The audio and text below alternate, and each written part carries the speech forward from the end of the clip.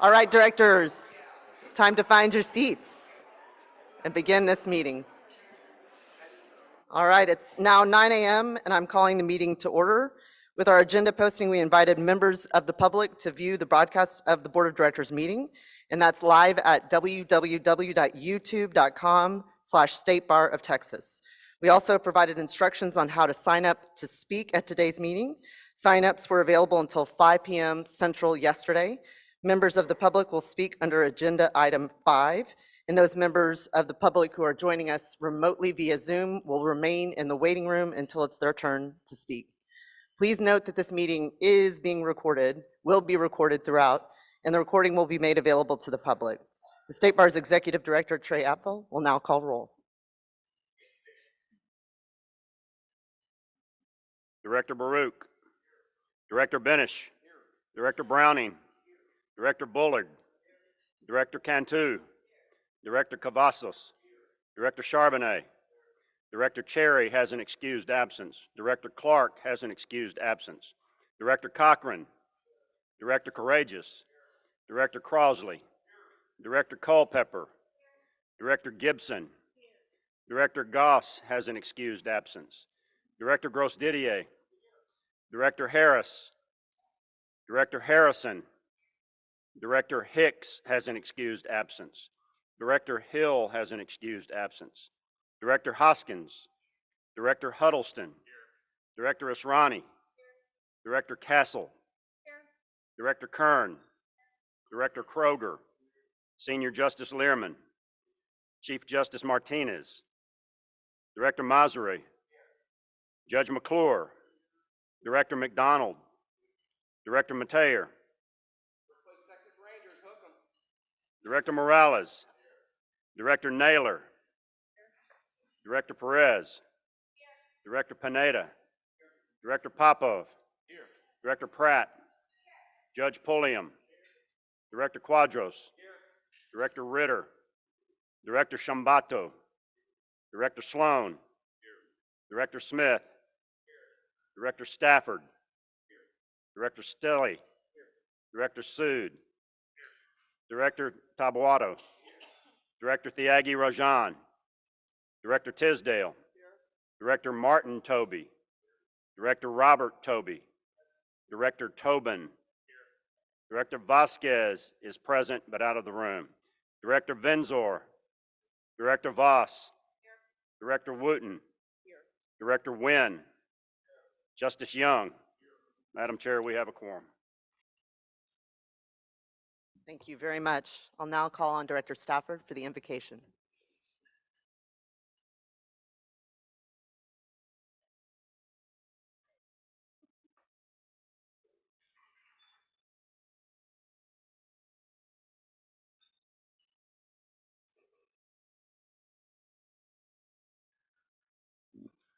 With every head bowed and every heart raised, let us pray. Almighty, thank you for allowing us to gather together in Fort Worth. Thank you for allowing us the safe passage of travel to convene and to do your good works in the days when we have our own work and we're putting you, as we should, above all things. And as we put the work of the State Bar of Texas on our agenda today, we ask that you guide us in your words and in your words in many languages and many religions, to do justice, to love mercy, and to always walk humbly. And we hope, and yes, we hope, that although we are from divergent and diverse backgrounds, we work together for common cause. All this we pray in your name. Amen.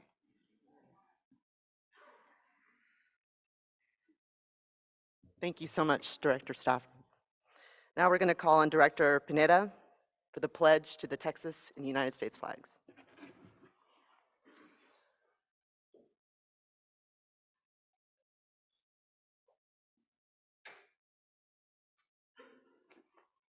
I pledge allegiance to the flag of the United States of America and to the republic for which it stands, one nation, under God, indivisible, with liberty and justice for all. Honor the Texas flag. I pledge allegiance to thee, Texas, one state, under God, one and indivisible.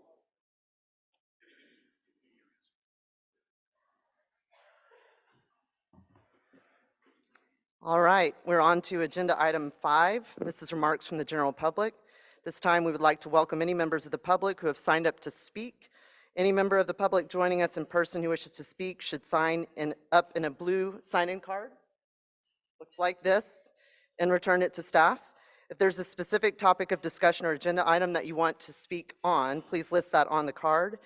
If any members of the public have signed up to speak remotely, again, as I mentioned earlier, you'll remain in the Zoom waiting room until it's your turn to speak, and I will address you to indicate when you may begin.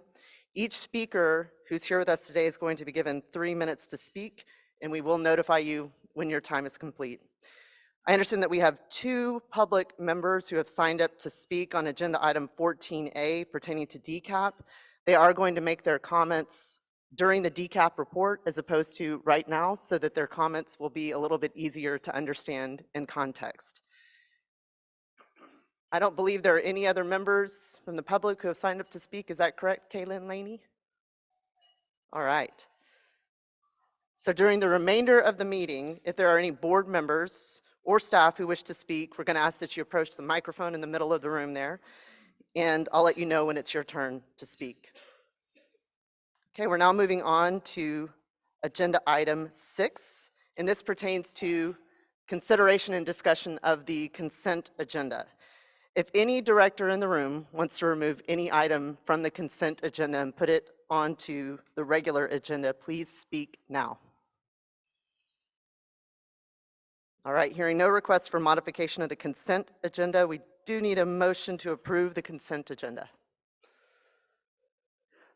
Okay, move to approve by Director Robert Tobey. Is there a second?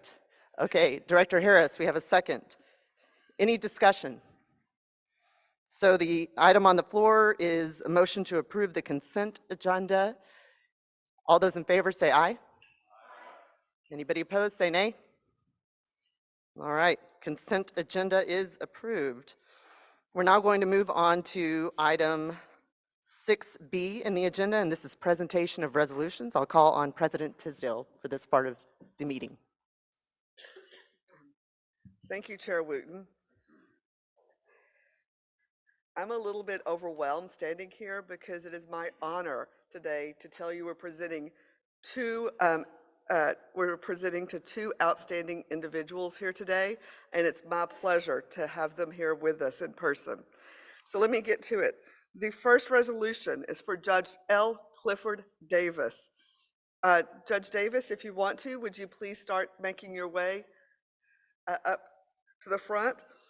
Judge Davis is a 70-year member of the State Bar of Texas, a sustaining life fellow of the Texas Bar Foundation, and an early supporter of the Texas Bar College. Judge Davis graduated from Philander Smith College in 1945 with a bachelor's degree in business administration and received his Juris Doctor degree from Howard University in 1949. After earning his law degree, Judge Davis returned to his home state of Arkansas and passed the bar, setting up a law practice in Pine Bluff. In 1952, he moved to Waco to teach at Paul Quinn College, then passed the Texas Bar and opened one of the first Black-owned law practices in the state, right here in Fort Worth. Judge Davis assisted Attorney Thurgood Marshall of the NAACP on the 1954 case that became, that became Brown versus Board of Education of Topeka, Kansas, the landmark Supreme Court case that ruled that state laws establishing racial segregation in public schools are unconstitutional. Judge Davis then spearheaded the quest for school integration in Texas, filing federal lawsuits that resulted in the integration of the public schools here in Fort Worth and in Mansfield.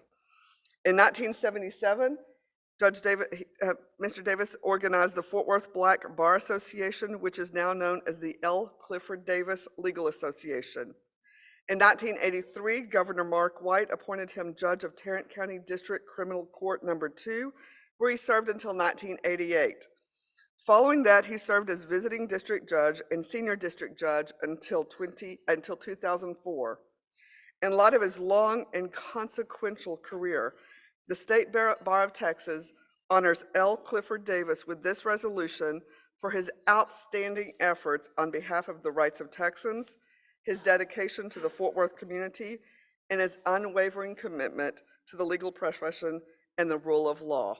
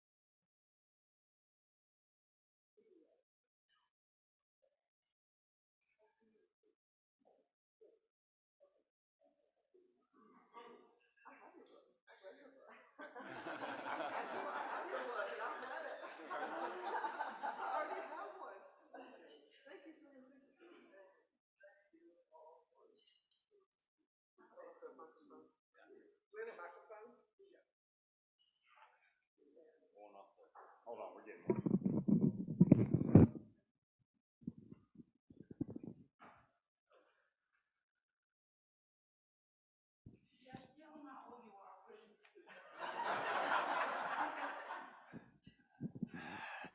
In 11 days, uh, I will be 99.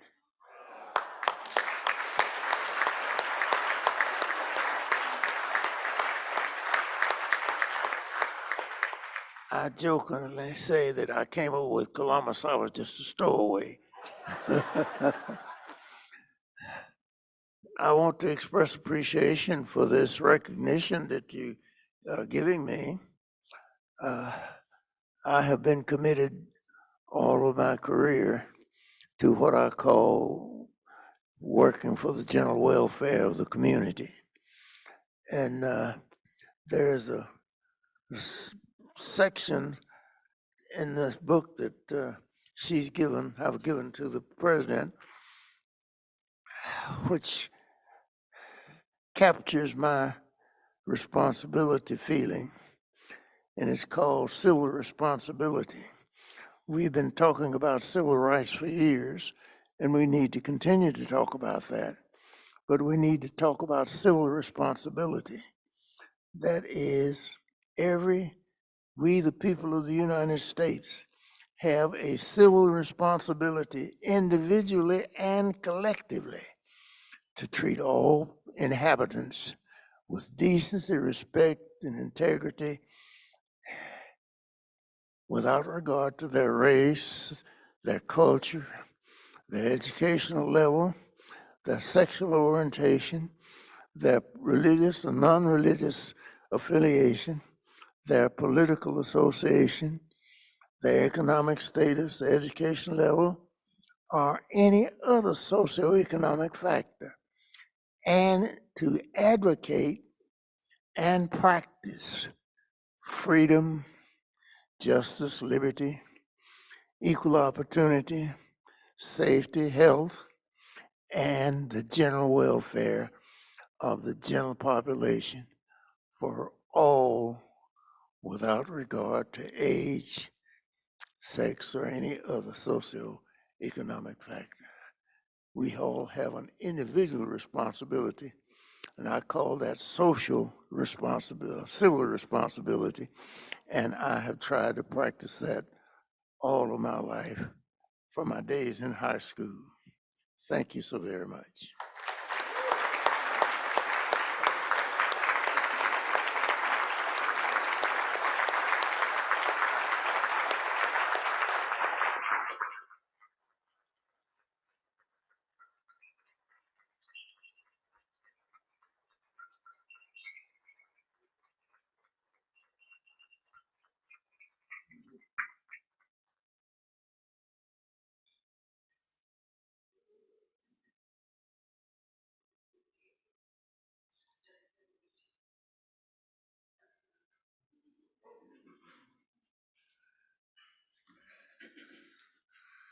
Okay.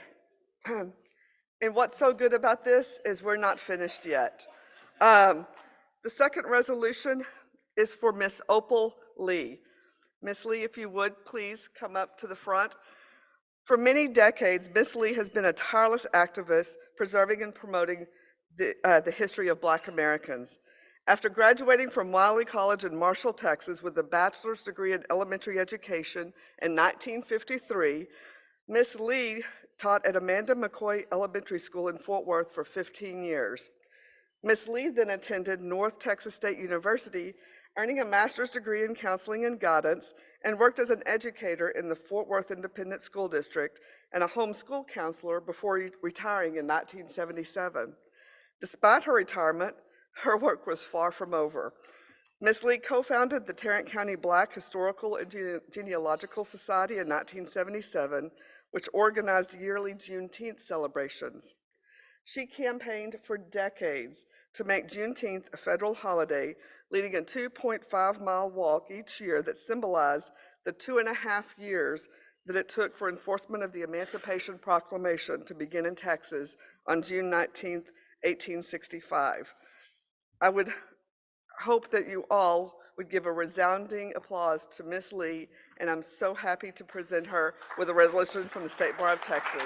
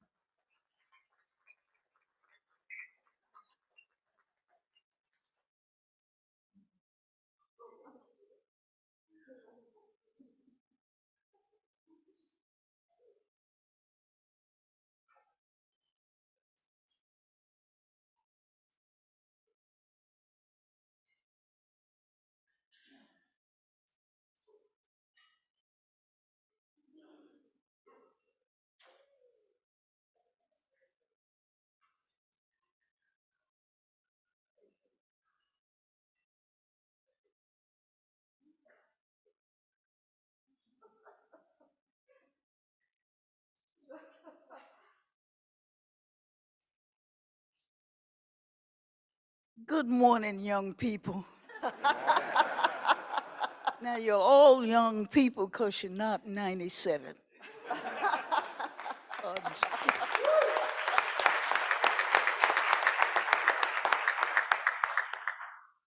I just got something I want to leave with you. And everywhere I go, I say the same thing. Make yourself a committee of one to change somebody's mind. You know people who aren't on the same page you are on. Change their minds. Not going to happen in a day, you're going to have to work at it. But if people have been taught to hate, they can be taught to love. And it's up to you. In fact, I'm holding you to it to change people's minds. We don't have guns, but you all got some sharp minds. And I tell you, there's so many disparities that need to be addressed.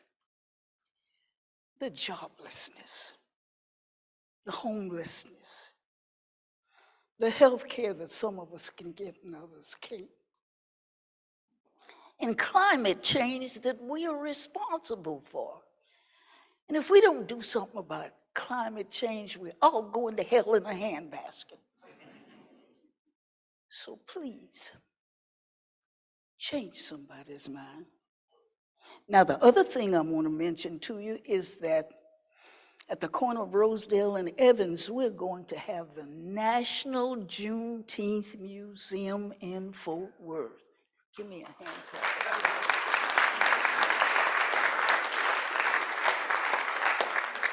I am so happy. I could do a holy dance, but the kids will say when I try, I'm twerking, so I don't. We've got a $70 million project going. Fort Worth, we've raised about 35. So we plan to go to the others to get the rest of it. So when I come with my cup, don't deny me. Thank you, Ms. Lee. Thank you. Great job.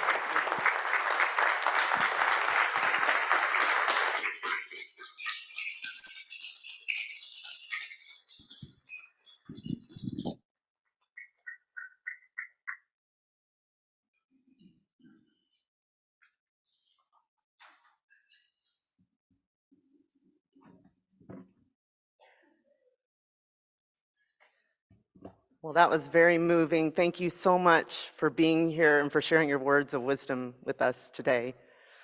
We're now at agenda item 6. This is a general report from the chair, so I'll proceed. We have a goal this year of having a community engagement opportunity in each of the locations where we meet as a board.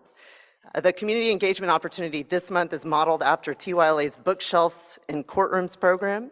And those of you who wanted to participate were asked to bring books to donate to courtrooms here in Fort Worth. And I am so happy about what we did together as a board. Look at all those books over there that will go to courtrooms throughout Fort Worth. So a round of applause for all of you.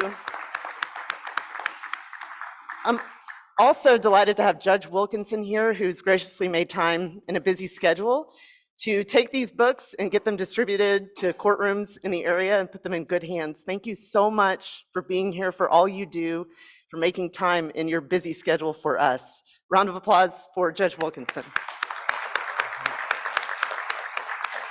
Thank you. So sticking to the book theme, you all have at your places a book that's entitled A Most Beautiful Thing. When I was running for board chair, I told the directors, including many of you, that I learned at a cellular level as a varsity athlete that we're stronger together than we are apart. Rowing is the sport that taught me that we are stronger both as teams and communities when we empower one another rather than trying to overpower each other. The education happened for me in 1997 through 1999 as part of the first female varsity rowing team at UT Austin. At the exact same time, a young man in the west side of Chicago was learning the exact same things from rowing as part of the first all-Black public high school rowing team in America. That man's name is Arshay Cooper, and he wrote the book that I've given to you today. What he described in the book as the most beautiful thing that he had ever seen was his teammates. He said that they were a symbol for what can be possible when unlikely gang rivals manage to come together as one. I chose this book for us because we come to this boardroom to all moments in our lives with different perspectives, different professions, and different political affiliations, but we come together as one for the betterment of the bar, and I'm inspired by all of you for doing that. I hope that you enjoy this book as much as I did. Now, one of the things that we can do beyond the meeting room to improve the bar is to communicate regularly with our constituents. In fact, that's one of our duties as board members, is to communicate with them. And the primary way that we're asked to communicate is through the presentations that are available to you in our favorite portal, Board Effect. You can go there and find 2 presentations. They're up there on the screen. First one, maximize your state bar membership and improve your practice. That's 1 hour of MCLE credit and 1 hour of ethics. The other one is 30 member benefits in 30 short minutes. As indicated, it is 30 minutes long, 0.5 hours of MCLE and 0.5 hours of ethics. The staff have made this so easy for us. The slides are all in Board Effect. There are speaker notes with the slides. So all we have to do is connect with our local bars and organizations and line up a time to talk with them using the pre-prepared materials. One thing that's really important is every time you do schedule one of these presentations that you tell Communications Director Lowell Brown that you're going to give it, because 1, he can ensure that you have the latest materials. They do change periodically. And 2, he can make a record of the presentation, and that will be recorded as part of the State Bar of Texas performance measures, which are reported both to the Supreme Court of Texas and the public. So it's really important that we let him know what we're doing. That concludes the general report, and it takes me to something that seems soon to do, but it is time to solicit candidates for the next chair. Board policy states that a second-year director who desires to be nominated for the position of chair shall notify the chair in writing before the second quarterly board meeting of his or her intention to seek that position for the following organizational year. So those of you who are interested in being nominated, you should prepare a written statement that you think will be helpful to the members of the board in considering you as a candidate. If you're a second-year director and you are interested in serving as chair, please send the letter of intent and the written statement to me by Friday, December 8th. Email is perfectly fine. All right, at this time, any questions or comments? All right, I'm going to call on Executive Director Trey Apfel to provide a general report.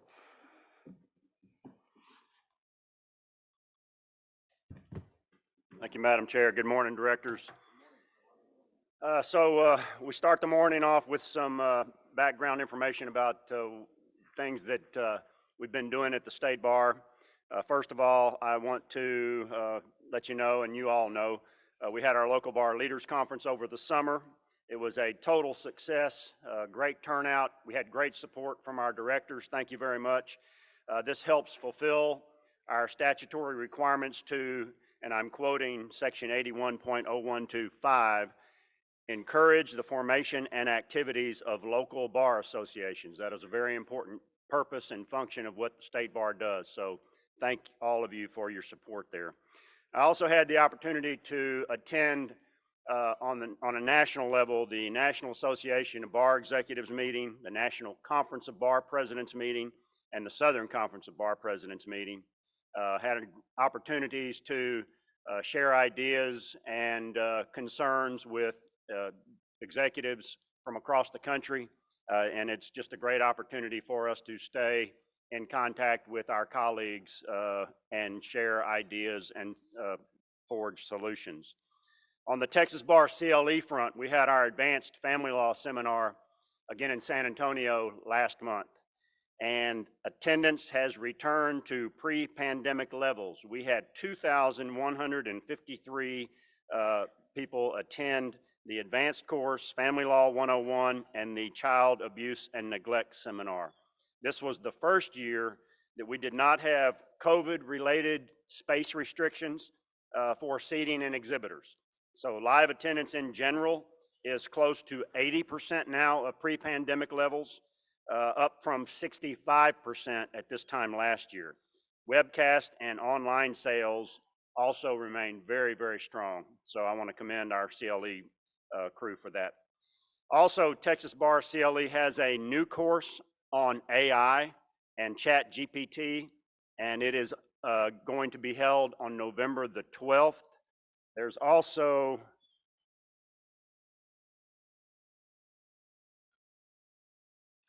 a webcast. It's called Integrating ChatGPT into Your Law Practice. You need to watch that. It is incredible. It's a great program, and they go through some things. They talk about being able to use all of this new these new resources, docket control orders, calendaring, deposition summaries, legal research, you name it. It's all legal application friendly. So I commend that to you as well.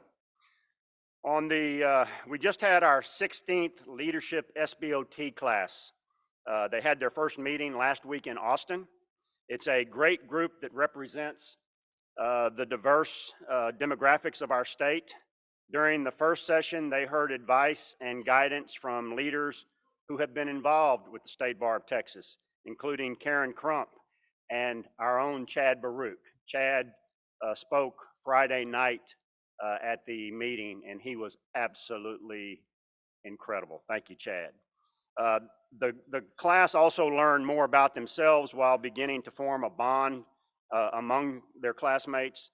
The class will be deciding on what they want to do and work on for their class project, and their second meeting will be in March in Galveston. Also speaking at the event were our own Brittany Harrison and David Courageous, who appeared on a panel with Michelle Chang from Austin, and again, did a great job. I want to make personal note, for 16 years, Jennifer Reams, Karen Chevins, and Tracy Brown, these State Bar professionals have personally made this program a success. They reach out to these future leaders and engage them to get out of their comfort zone and learn what leadership is and what leadership looks like. Some numbers to keep in mind: 40% of our lawyer population is over the age of 50. 6% of our lawyer population is under the age of 30. We need to do everything within our power to identify and develop future leaders for our profession. And you will have that opportunity in about late February, early March, when you will receive a notification that you will have an opportunity to nominate someone that you have identified who will be able to take part in this program or who will be considered for the program.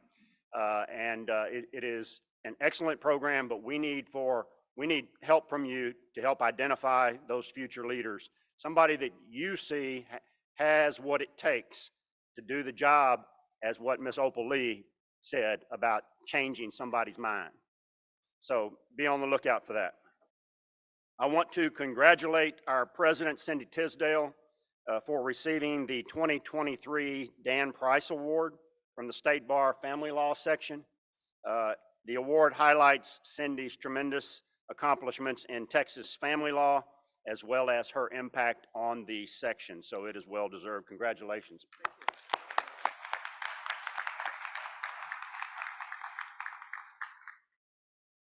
On our staff leadership front, Texas continues to be a national leader in bar association work across the country.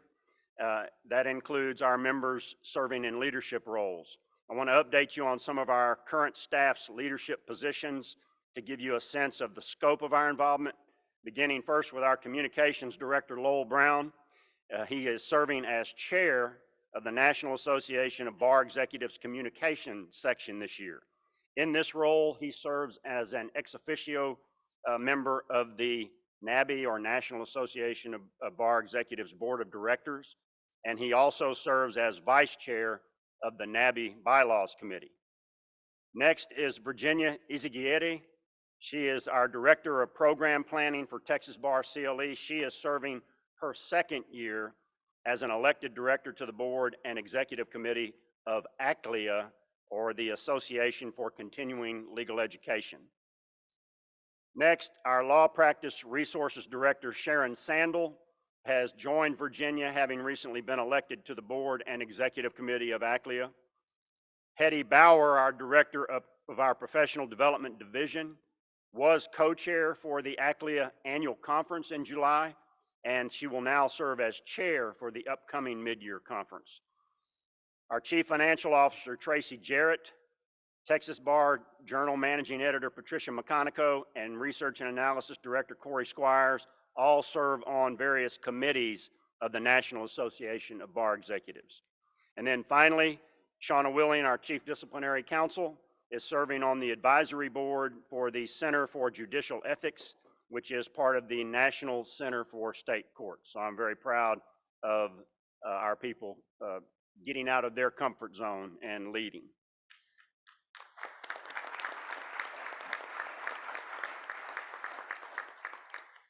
In your meeting materials, we have provided the newly published annual reports of the State Bar of Texas and Commission for Lawyer Discipline. Please take time to read through some of these reports and learn about the great work being done by and on behalf of Texas lawyers. And we are currently working on the new volunteer and staff guide, which will be published in the fall. We have done a TBJ, Texas Bar Journal readership survey. The question always comes up, should we keep the Bar Journal in print? Should we just do it electronic, do it online? So in your materials, you have a copy of the survey, the readership survey, and it shows that the Bar Journal continues to be a trusted and well-read publication among Texas lawyers. 58% of the respondents are frequent readers, which is up from 57% in the last survey of 2021. 65% have read at least 3 of the past 4 issues, which is up from 63%. We have an 84% rate. 84% rate the TBJ as credible and reliable, which is up from 59%. 80% say it contains practical, useful information, which is up from 59%. And the primary way members read the magazine remains the print edition. 74% read the print edition, and that's unchanged from 2021.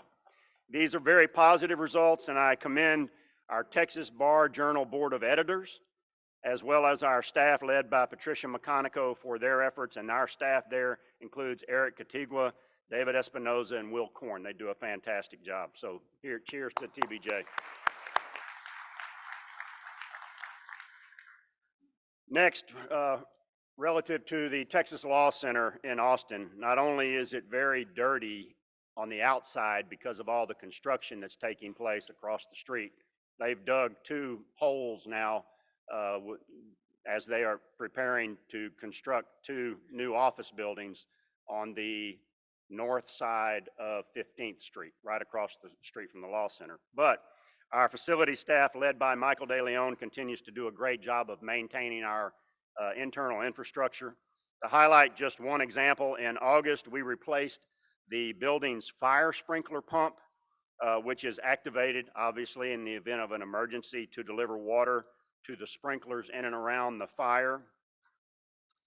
Because the work required full evacuation of the building, our staff worked remote that particular day.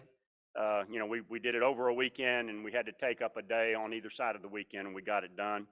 That was successfully completed.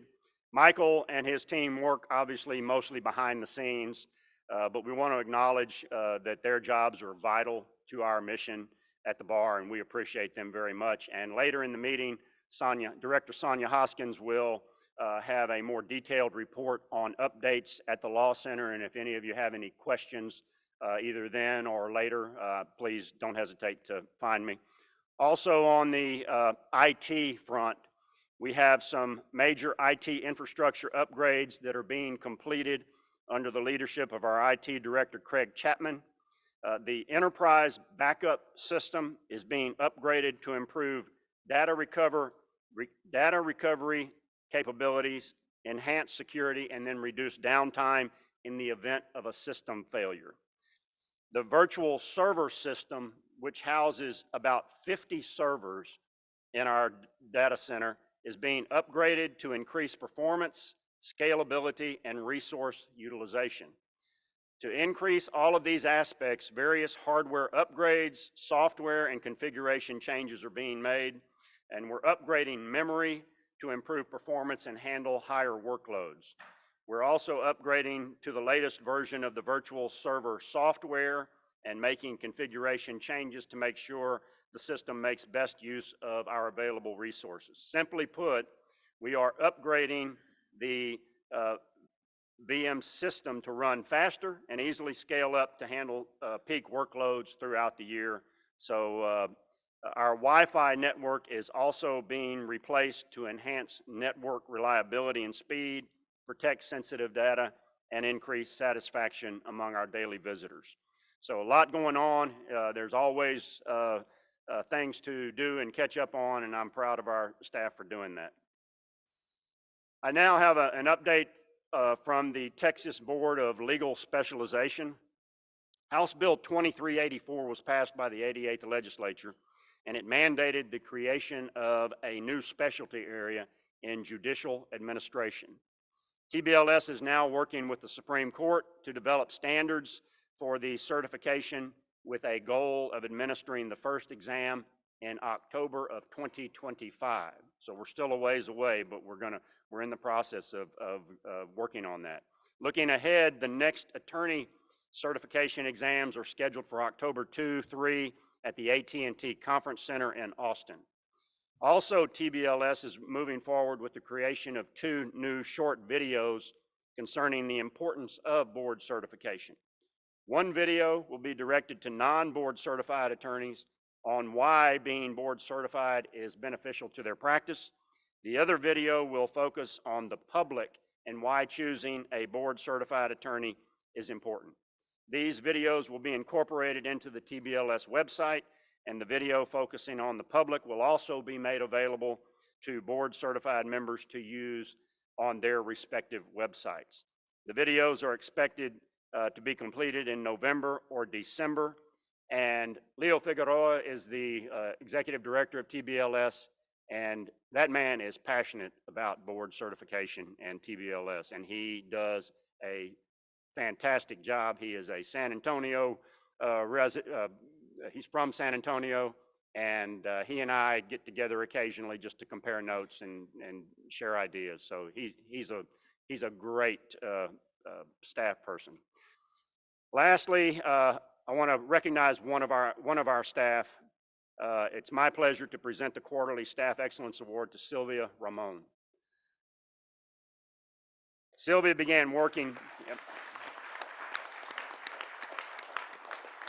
I know she's watching, so she'll appreciate that. Sylvia began working with the bar as a subcontractor, cleaning the law center during the workday, and is now a building technician in the facilities department. Very friendly and always working hard at something, Sylvia was known throughout the building for remembering everybody's name, greeting them with a smile, and keeping our workspace spotless.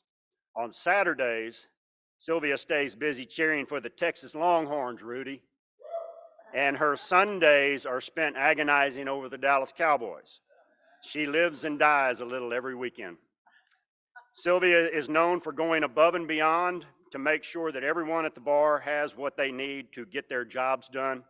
Seemingly unable to sit still for long, Sylvia will proactively aid, deliver supplies, or offer friendly support for everyone, whether they are a coworker, a visitor, guest, or volunteer. Once she's made your acquaintance, she won't forget your name. She'll always greet you with a smile.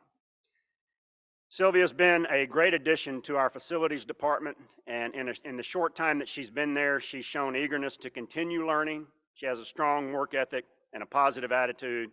The State Bar is lucky to have Sylvia Ramon on our staff. Congratulations, Sylvia.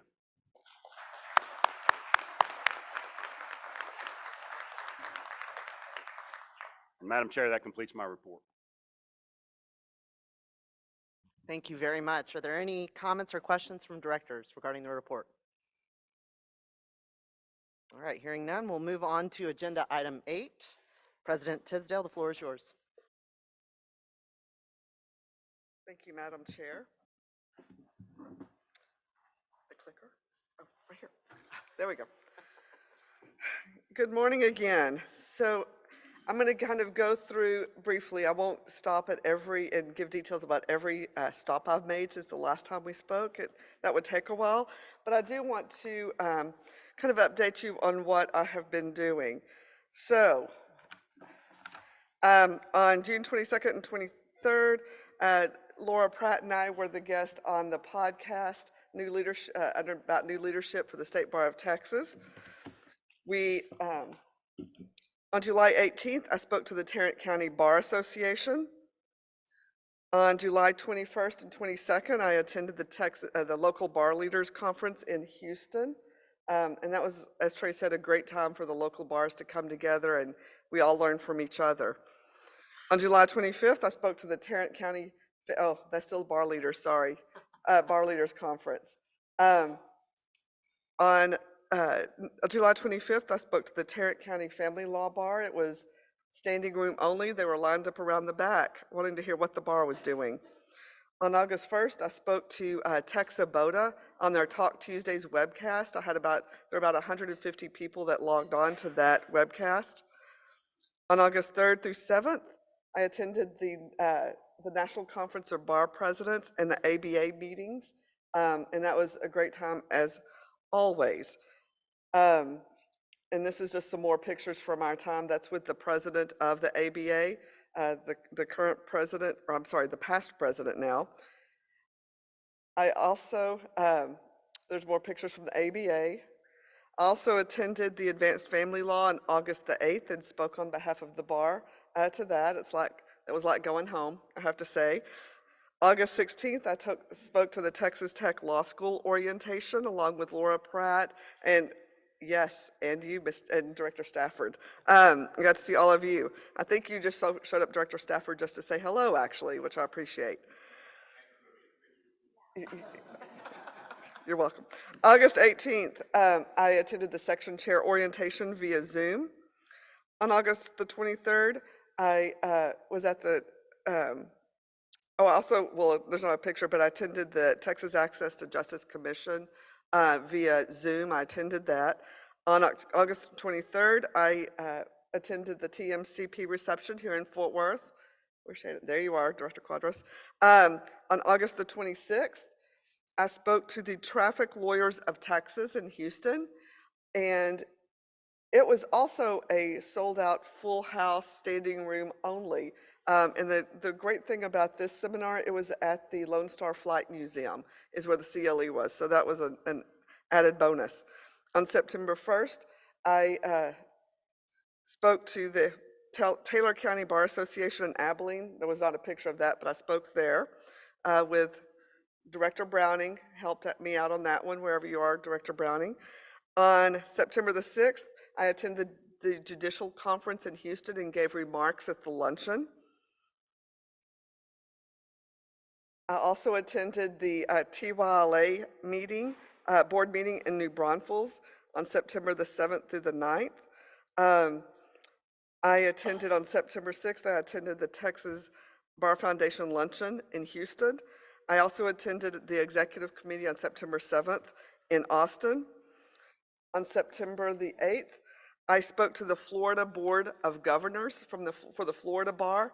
Their Board of Governors is like our Board of Directors, and they asked Chief Justice Heck and Trey Apfel and I to come speak to them.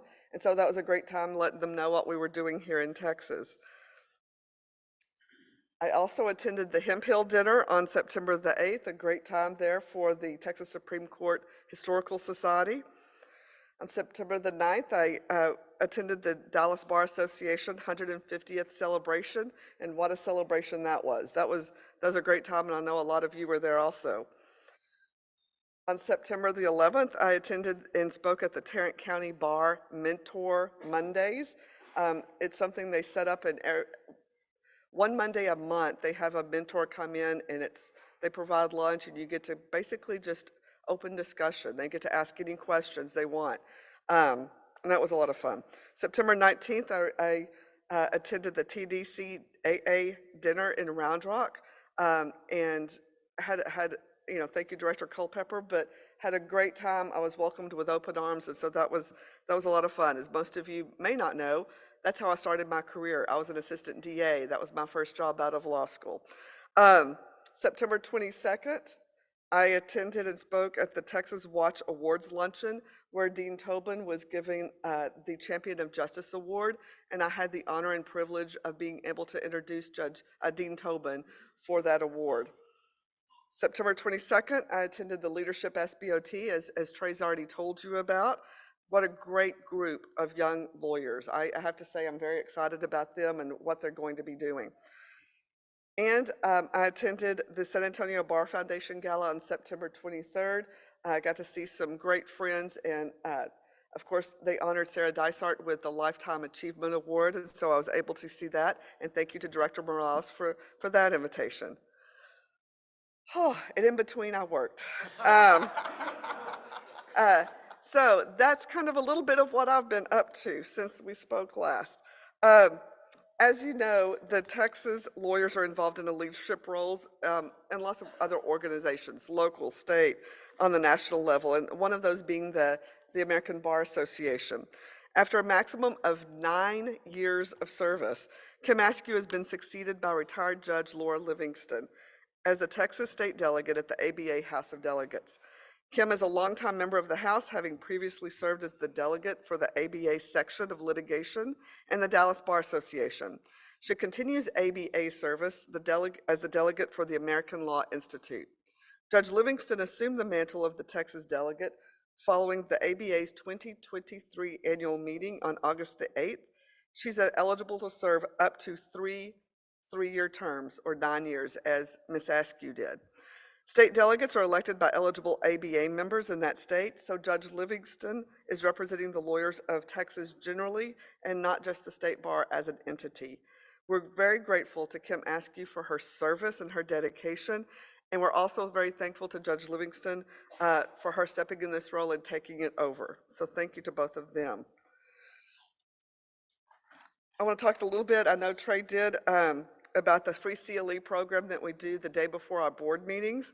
So yesterday we hosted this. I want to thank Kimberly Naylor, Cade Browning, Joshua Weaver, Chad Baruch, Kenan Wooten for joining me as speakers at that event. It was very well attended, and I was very happy about that. Among other things, they learned about state bar programs and resources. They got a tutorial on generative AI. See, I don't know if I can even say that, generative AI. And they heard updates on the U.S. Supreme Court and then the new laws affecting family law and litigation. So just updates, well, we can go back. There's also slide for this. So as you know, one of my initiatives this year is about this vacation letter and how to have kind of more of an efficient system for uploading a vacation letter and not emailing it to 50 different places. I've asked the Law Practice Management Committee, that's chaired by Greg Sampson, to look at this issue and make recommendations to this board of how we can accomplish this. The committee met on September 22nd, had a great discussion, and I'm looking forward to their report to this board at a future date. So the Sharon Crowley Trust. I want to highlight that as part of our budget for 23-24, the State Bar has contributed $250,000 to the Sharon Crowley Lawyer Wellness Trust.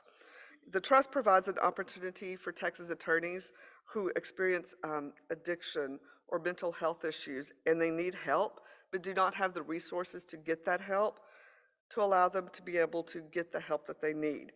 In many cases, this treatment will allow them to reclaim their lives, their practices, their families, and their standing in the community. You know, in other cases, honestly, it saves lives. There's no ifs, ands, or buts about it. It saves lives. So we continue to encourage, and I encourage all of you to look at that. And if your heart so feels, please think about donating to the Sharon Crowley Trust at SharonCrowley.org. Okay, so at this point, though, I want to move on to some action items. The Board of Directors, you approved the AI Work Group on June 20th, 2023. The formation of the AI Work Group illustrates the board's commitment to staying at the forefront of technological advancements and their implications for the legal profession. I'm happy to say that attending the National Conference of Bar Presidents, I think Texas was the first one to look at this as a state bar and get something rolling and off the docks. This work group has already convened several times on July 20th, August 30th, and September 18th. These meetings have been very productive. There's been lively discussions, as you can imagine, in which they've identified numerous issues that they see that are relevant to Texas lawyers in our profession. These meetings have produced a solid foundation for moving forward for this work group. Building on this work group, I'm proposing that the AI work group at this point transition into a more formalized structure as the Task Force for Responsible AI in the Law. This evolution will enable the group to engage in more comprehensive and targeted endeavors. In your meeting materials on Board Effect, you'll find a detailed proposal that includes the mission of the task force, which focuses on investigating the impact of AI on the legal profession in Texas, how legal practitioners can leverage AI responsibly, and enhance delivery of legal representation to Texans while upholding the integrity of the legal system. The materials also include a roster that suggests the addition of new members to this task force, or what I hope to be the task force, the current work group. They're going to bring an invaluable perspective. I'm pleased to report that the response to this work group has been astronomical. The emails that I receive and the notes and calls that I receive about it. And many lawyers have expressed an interest in serving on this group. Their enthusiasm underscores the need for this work group. And so while members have been added to this group, we've tried to maintain a manageable group, a manageable size, right? We don't want it to grow too big that they can't get anything done, but we want it to make sure that it's diverse enough on all viewpoints that they can get things done. Regrettably, I'm not able to put everyone on this work group that has asked, but I'm grateful for everyone that's expressed an interest. So among the new members that's in your folder that for your consideration, we have lawyers with expertise in AI technology, a district court judge, a former president of the paralegal division, a software engineer with insights into AI development, a law professor with specialized research in AI's legal applications, and the CEO of a large legal technology company. This task force encompasses, like I said, a diverse range of perspectives of the technology and the impacts on our profession. And at this point, Madam Chair, I move to approve the additional members of the AI Work Group, including approval of its roster and its title as the Task Force for Responsible AI and the Law. Thank you, President Tisdale. That does need a second. Is there a second? We have so many. Director Morales is the second. Discussion. All those in favor, say aye. Anybody opposed, say nay. All right. Thank you very much. Thank you, Madam Chair. I have one more action item. The State Bar has an upcoming appointment to the State Commission on Judicial Conduct, which is the Texas state agency, of course, that's responsible for investigating allegations of judicial misconduct. Excuse me. The appointment process is outlined in the Texas Constitution and in a 2017 Supreme Court of Texas order. The State Bar President and the Chair of the Board must confer and nominate one or more qualified individuals for each position to be filled. Chair Wooten and I have nominated past President Sylvia Brenda Firth of El Paso for the Board's consideration. Her resume is included in your board effect in your packet, and we're excited to have someone of her qualifications interested in serving on this commission. She has a wealth of experience and service to this bar, including serving as a board of director, of course, and a former president. She's going to be a great addition to the commission, and the appointment is for a 6-year term. As required by the Supreme Court order, we sent notification to all of you, the board, of the appointment on September the 13th. There were no additional nominations. So at this time, Madam Chair, I move to approve the appointment of Sylvia Brenda Firth to the State Commission on Judicial Conduct for a term effective November 20th, 2023, and expiring November 19th, 2029. All right, so that motion also needs a second. Is there a second? Director Pratt is a second. Any discussion? All right, so all those in favor say aye. All those opposed say nay. Welcome, Sylvia Brenda Firth.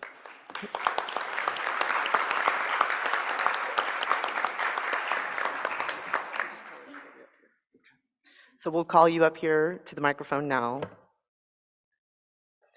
And you, I believe, are here to give the Building Planning Special Committee update, ever in service. Thank you. Good morning, and thank you all very much, and thank you for the privilege of being able to continue service to the bar. I really appreciate the support and the recommendation from Chairman Wooten and President Tisdale. Thank you very much. But as was mentioned, I'm here in my role as chair of the Building Committee, Special Building Committee, and to provide an update with regard to the work that's being done. But before I get into the details of that work, I want to take a moment to acknowledge the staff. This is a big project with a lot of moving parts and a lot of work that needs to be done. And they're all working very hard to make our vision a reality. They do this on top of all of their other work. And I think sometimes we forget, we come up with these great plans and things that we want to see done, but it's the same handful of people that do the work. So I really want to acknowledge Trey and the rest of the staff that's working so hard for supporting this project. So at this point in time, the staff and the committee continue to work on what we call pre-construction activities. And I'm going to give you some of those highlights. And at the end of my report, there's an action item. So pay attention because you're going to be asked to vote in a little bit. The staff has been working with the architect on what is called a schematic design, which is you begin to look at the spatial details of and the various systems that will be built into the building. They're also beginning to look at interior design concepts and starting to get the feel of what that building will look like once it's redeveloped.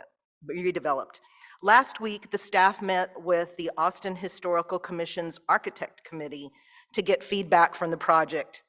Anybody who's ever been through one of those committee meetings with their clients or supporting a project knows those can be very interesting. And no surprise, the committee had several suggestions with regard to the design, and we're beginning to work through those with our architect, and we'll continue to work with that committee to support this historical building. The staff has also been working with the Austin Energy Green Building staff to comply with their requirements that are needed to get the site permit and are in the beginning stages of that process. Getting a permit can take up to from 12 to 15 months, so this is a long and involved process. The goal right now is to push a lot of these pre-construction activities forward while we begin to ramp up for fundraising, so that when we'll have the money in place to begin construction. So we have to report on that as well. So staff has begun working with the fundraising consultant that y'all approved, FBC Generosity Experts, to put together a plan for fundraising. They've had an initial meeting to start work on developing the communications plan and a methodology of how to ask for the funds. We've also moved forward regarding the tax-deductible fundraising mechanism, and you're going to get more details about this later from the legal staff. And so the next thing on our agenda is to discuss the selection of the construction manager at risk, and that's a mouthful, so people in the industry just call that CMAR. So you'll hear us talk about the CMAR all the time. The CMAR, it will work with the architect and the owner to look over the building design plans, give feedback on those plans, and give us the guaranteed maximum price for the cost of the entire construction project. Getting them involved early helps us to control the cost of construction on the project. The CMAR is the group that will ultimately construct the 1415 Lavaca project. And for the past few months, staff and the committee have been working on the process for acquiring a CMAR for the project. We worked with the Austin lawyer Jeff Chapman, who's a specialist in construction law, especially dealing with governmental entities. And in order to comply with state law, the State Bar issued an RFQ and subsequently an RFP to 18 construction companies. 2 responded and had interviews with the staff about their services. Both of the firms were very well qualified, and during their interviews, they were asked about their experience with historic projects, project phasing, to work with us while we fundraise, safety procedures, experience with working with our architects, city right-of-way, and the challenges we know that exist with regard to a project of this type. And after a thorough review, the firm of Rogers O'Brien was selected. Included in your package is information about the firm. The building committee and the executive committee have both voted to approve the staff recommendation, and today on behalf of the committee, I'm presenting that recommendation. Rogers O'Brien stood out in a few major areas. Number one, their overall cost for the project ended up being a better value for the State Bar. Their projected completion schedule was shorter. They had historic preservation, a consultant already on their team.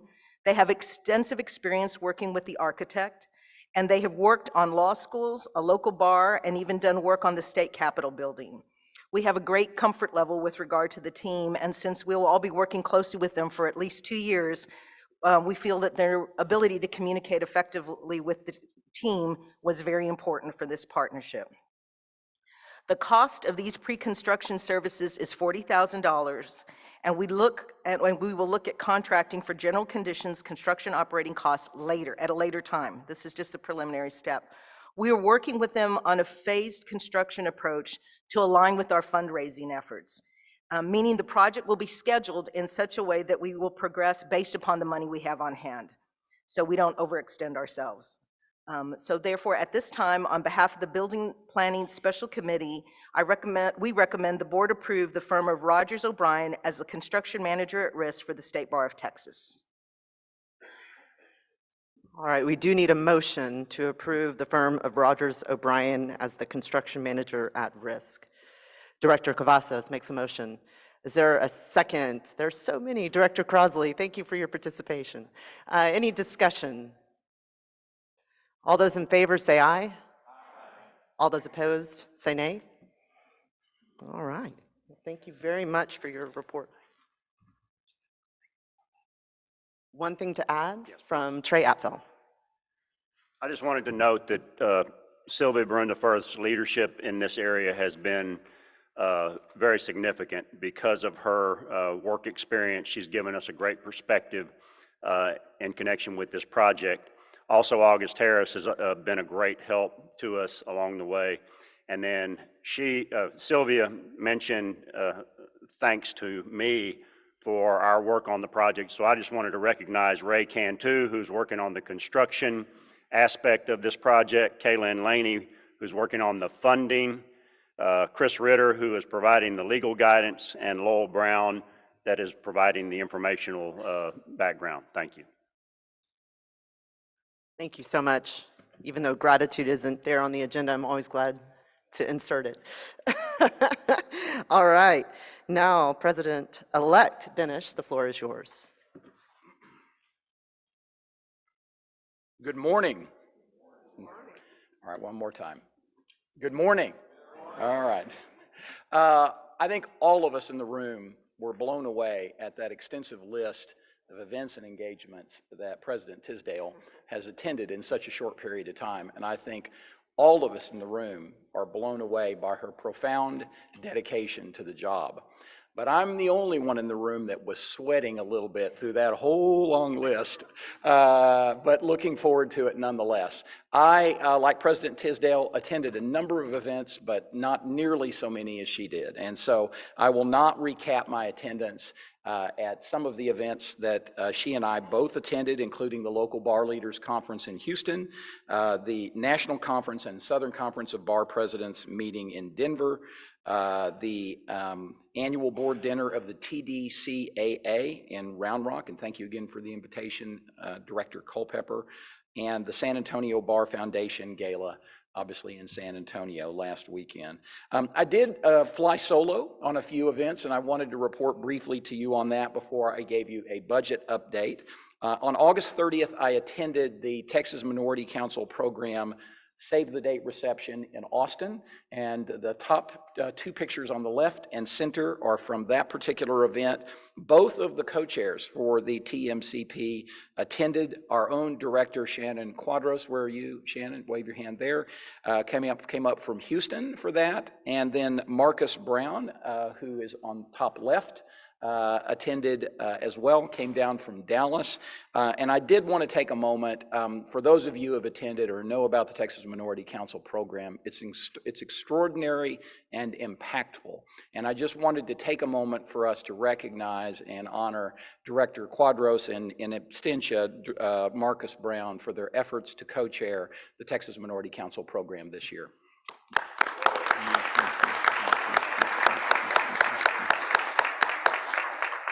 On September 8th and 9th, on my own nickel, this was not a bar-funded event. My wife Jennifer and I attended the Texas-Alabama game and decided to go ahead and take advantage of that opportunity. The night before the game, top right corner, Jennifer and I had dinner with the president-elect of my counterpart, the president-elect of the Alabama bar. He treated, it was not a bar expense, with his wife Melinda. A couple of folks have seen this picture. Tom is delightful, but he has a rather stern expression, and I wanted to clarify, this was taken the night before the game, not after the game. But they were gracious and wonderful. We took the opportunity to discuss the issues facing our respective bars, as well as our priorities for our years as president next year. A delightful couple, and look forward to fellowshipping with them in the future. Not on the screen, but the day of the game, Jennifer and I met Brandon Buck, who is the current president of the Alabama Bar, President Tisdale's counterpart, who took the time to walk us around, tour around the University of Alabama campus before the game. A delightful man. We also spoke about his priorities and the issues from his perspective facing the bar. On Last week, I attended, at the invitation of Charlie Meacham from Foley in Houston, attended the opening event reception of the U.S.-Mexico Bar Association. It was their 29th annual meeting. It was held in Austin, and the co-chairs of the U.S.-Mexico Bar Association asked me to offer welcoming remarks to the attendees, which I did. It was a lovely event at Foley in Austin. The co-chairs are in the bottom right-hand corner. They are Yvonne Aguilera, who is an attorney in Juarez, Mexico, and Charlie Meacham on the right, who is an attorney in Houston. They invited me to attend and speak next fall at the 30th annual meeting, which will be in Mexico City, and I look forward to that opportunity. And if you'll allow me to backtrack just a moment, I forgot to mention in connection with the reception for the Texas Minority Council in Austin, that was held at the offices of Scott Douglas and McConaughey. Our own Chair Wooten was the host for that event, and I wanted to thank Kennan for hosting that particular reception. All right, back to last week. One other thing that I attended last week at the invitation of my friend Benny Agosto, former director on this board and recent director, I attended the South Texas College of Law Alumni Awards Luncheon, and I have a couple pictures from that. On bottom left, I am with one of the honorees. On the right is Randy Howry, a former state bar president candidate, former member of this board, former Austin Bar president. And in the middle is Roland Garcia, middle right, who was the chair for this year's centennial celebrations for the South Texas College of Law. At the Alumni Awards Luncheon, 3 awards were given, bottom center, and that is to Benny, who received the Distinguished Alumni Award there on the right. On the left, to Samantha Torres, who is a member of the Houston Bar Board and a former president of the Houston Young Lawyers Association. She received the Young Alumni Award. And in the middle, Jose S. Lopez, who received the Public Service Award. And then the one other event that I attended is yesterday morning before the kickoff board lunch. I spent the morning at the Dallas Bar's Bench Bar Conference at the Gaylord over in Grapevine at the invitation of DBA President Cheryl Kamen Murray. And it was a very well-attended event. Director Robert Tobey told me that it had about 100 attendees more than last year, so I wanted to publicly congratulate the Dallas Bar for a successful Bench Bar Conference and to thank them for the invitation. All right, let's go on and talk a little bit about the Budget Committee. We're still fairly early in the budget process. The Budget Committee had its first meeting on Tuesday, September 12th, and during that meeting, we discussed the State Bar's budget process and the timeline for preparation of the budget for fiscal year 2024-2025.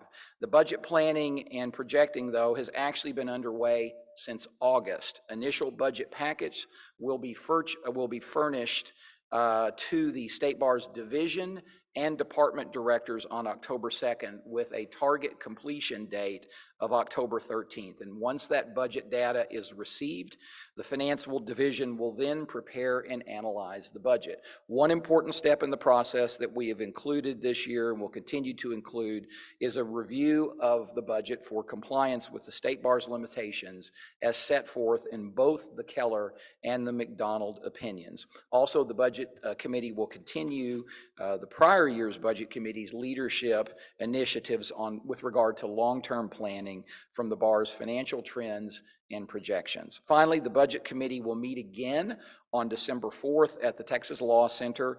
Division and department directors at that time will attend the meeting and provide information about their particular areas of the budget. And during the meeting, the committee will finalize a proposed fiscal year 2024-25 budget for presentation at the Executive Committee, presentation to the Executive Committee, and after that to the full board at their respective January 2024 meetings.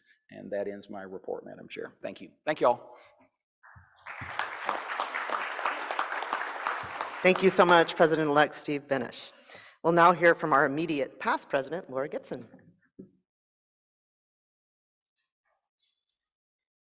Thank you very much, and I'm delighted to be here with you in the beautiful city of Fort Worth.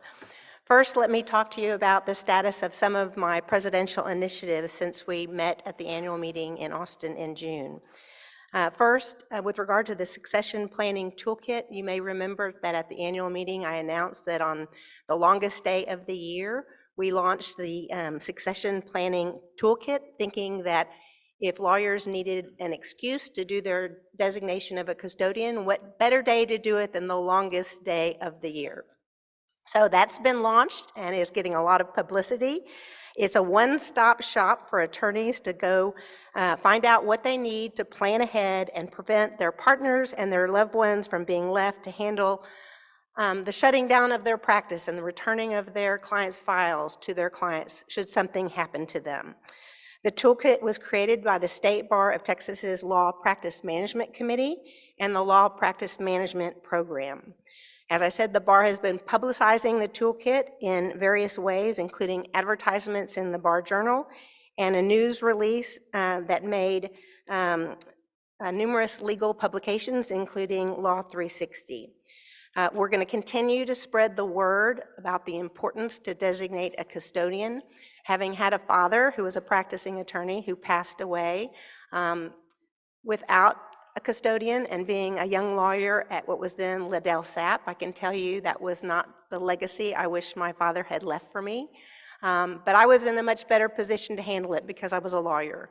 If your family members are not lawyers and you're a solo practitioner and you're watching this meeting, please take the time to designate a custodian. I assure you it takes less time to get your boarding pass on Southwest Airlines, so you have no excuse not to do it. I don't remember the total number of attorneys we have now. I know it's, what, 113,000?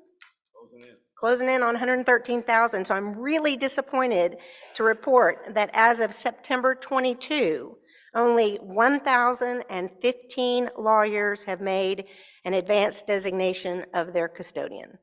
The largest type of lawyer practice group we have is solo practitioners. So as directors, I challenge you and ask you, implore you, go to your communities and seek out your solo practitioners and take the time to tell them about this tool. Because while we're familiar with the resources on the State Bar website, many of our lawyers are too busy earning a living to support their families to take the time. So it's up to you as the representative of your districts to spread the word. And I thank you in advance for doing that. We received a national award. I'm thinking, though, that since we have so many State Bar staff members on ACLEA, that's not an accident, that the State Bar of Texas received an award in professional excellence from ACLEA, which stands for the Association for Continuing Legal Education, and it was for our succession planning toolkit and our Don't Wait, Designate webcast that Greg Sampson and I presented last bar year. The award is given to an organization for its outstanding commitment to the public interest through the programming or publication. Among other criteria, ACLEA considers the effective use of the organization's resources and the impact on the public. And if you don't think that an advanced custodian toolkit and a designation of a custodian is not serving the public, you're wrong. Because when something happens to you and you're a solo practitioner, your client is now in limbo until they can find a new attorney. So please designate if you haven't already. I think I've got one slide of photographs, and I'm so delighted to report that I haven't been nearly as busy as President Tisdale or President-elect Benish. So I'm not going to tell you about any of those pictures, because I think you can probably figure them out from some of the other slides, except I really love the one of the Texas Women Bar Presidents that we took at annual meeting. That was a nice event to see so many of our past women presidents serving. And then the one on the far right, I was delighted to spend some time in Santa Fe with former President Sylvia Brenda Firth on vacation, so that was relaxing. The bulk of my responsibilities this year as immediate past president are to co-chair the Nominations and Elections Committee, and I challenge you to find a committee that met on Friday, June 23, but the Nominations and Elections Committee met on June 23, the last day of the annual meeting. We've also had several meetings, and Chad Brook, our past chair, and I spent a great deal of our time this summer talking to potential candidates to see if they would be interested in being considered for president-elect. And it's my great honor to co-chair that committee with Chad Brook, and he will be doing the report for the Nominations and Elections Committee. So thank you for your time and attention.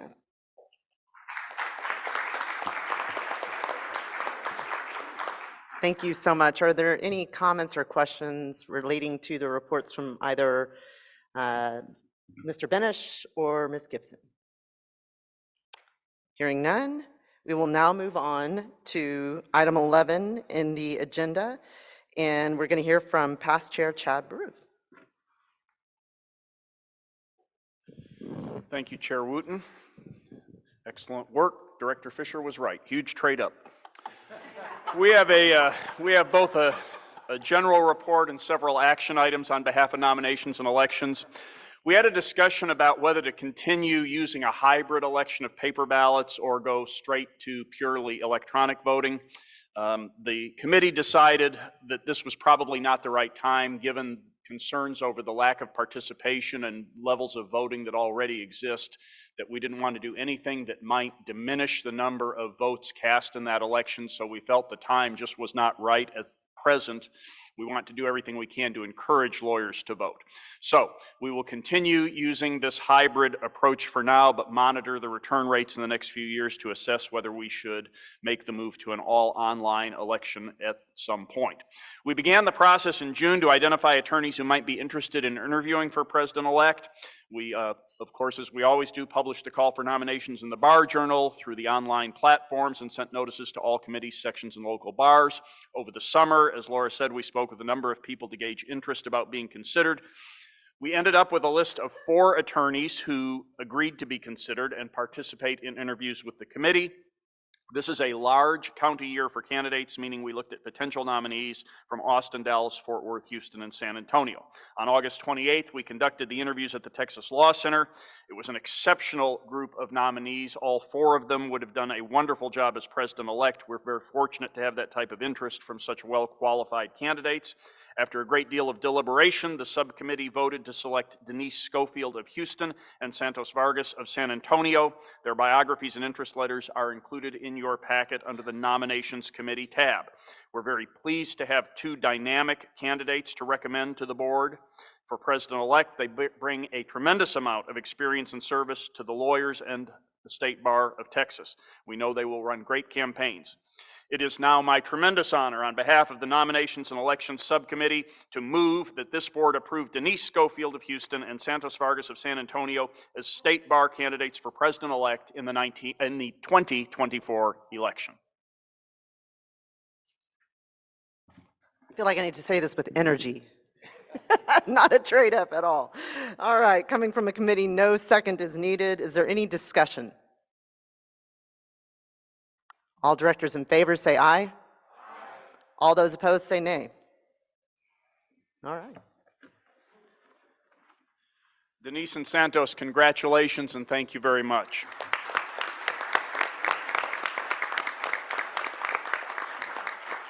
All right, that brings us to some board policy proposals. We have several amendments to board policy for your consideration. They also are included in your board materials under the Nominations tab. The first proposal deals with clarifying the reimbursement policy for president-elect candidates.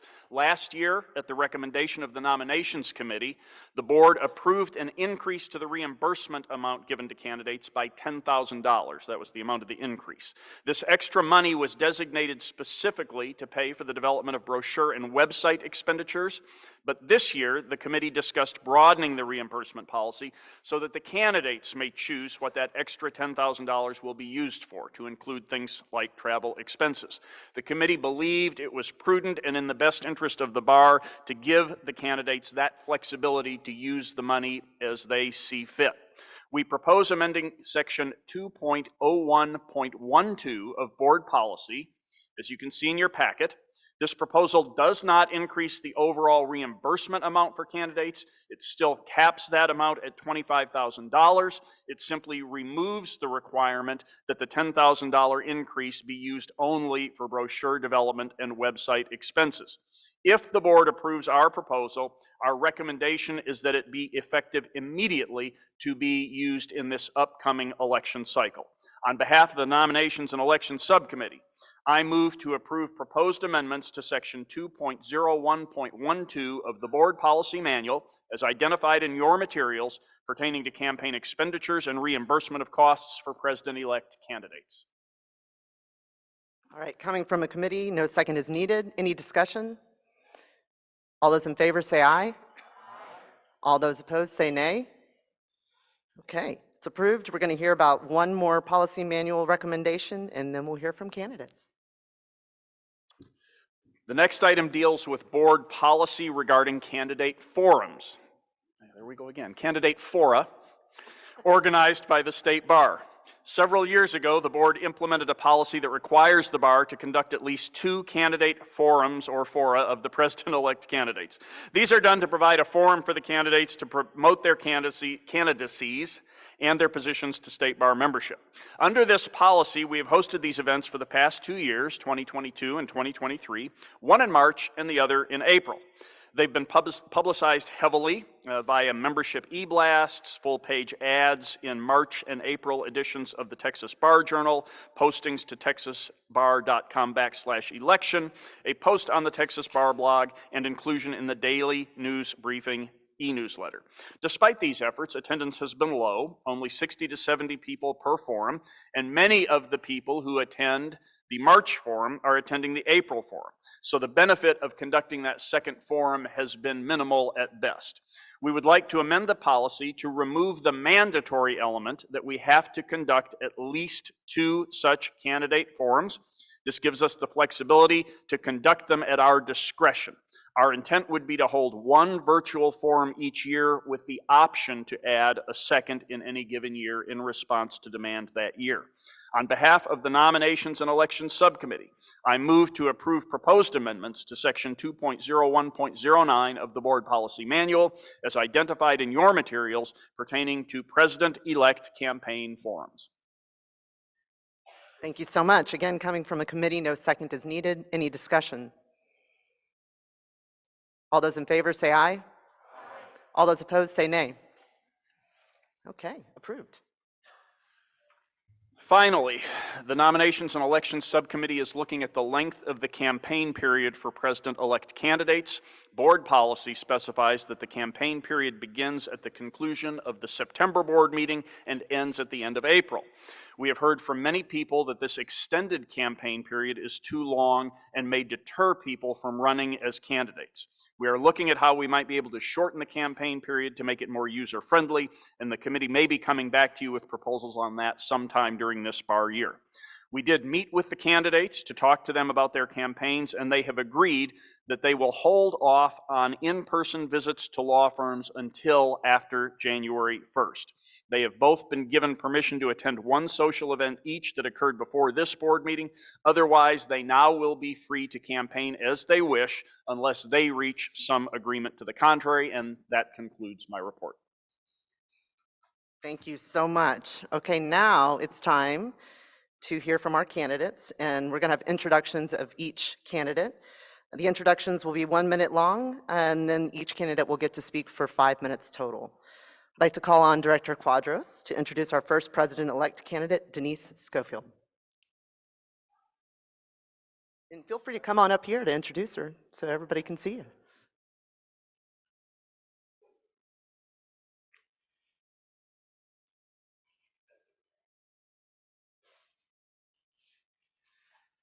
Madam Chair, Madam President, members of the judiciary, my fellow board directors.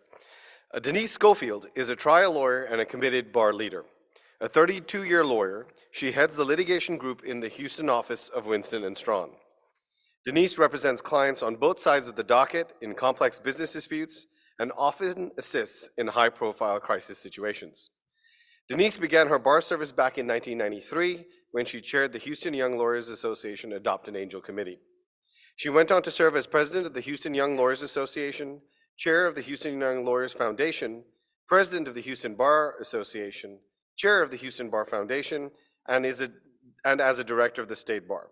She is currently a director of the Texas Access to Justice Foundation.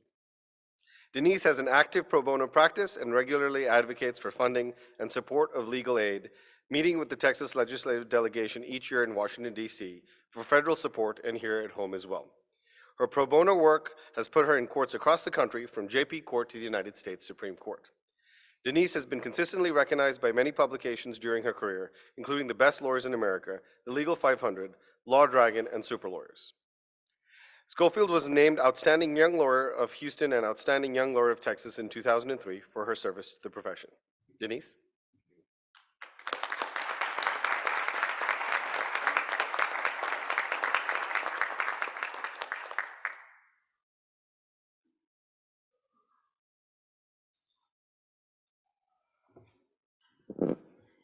I am overwhelmed with gratitude for the opportunity to be here to address all of you, and I am thankful for your service to our profession.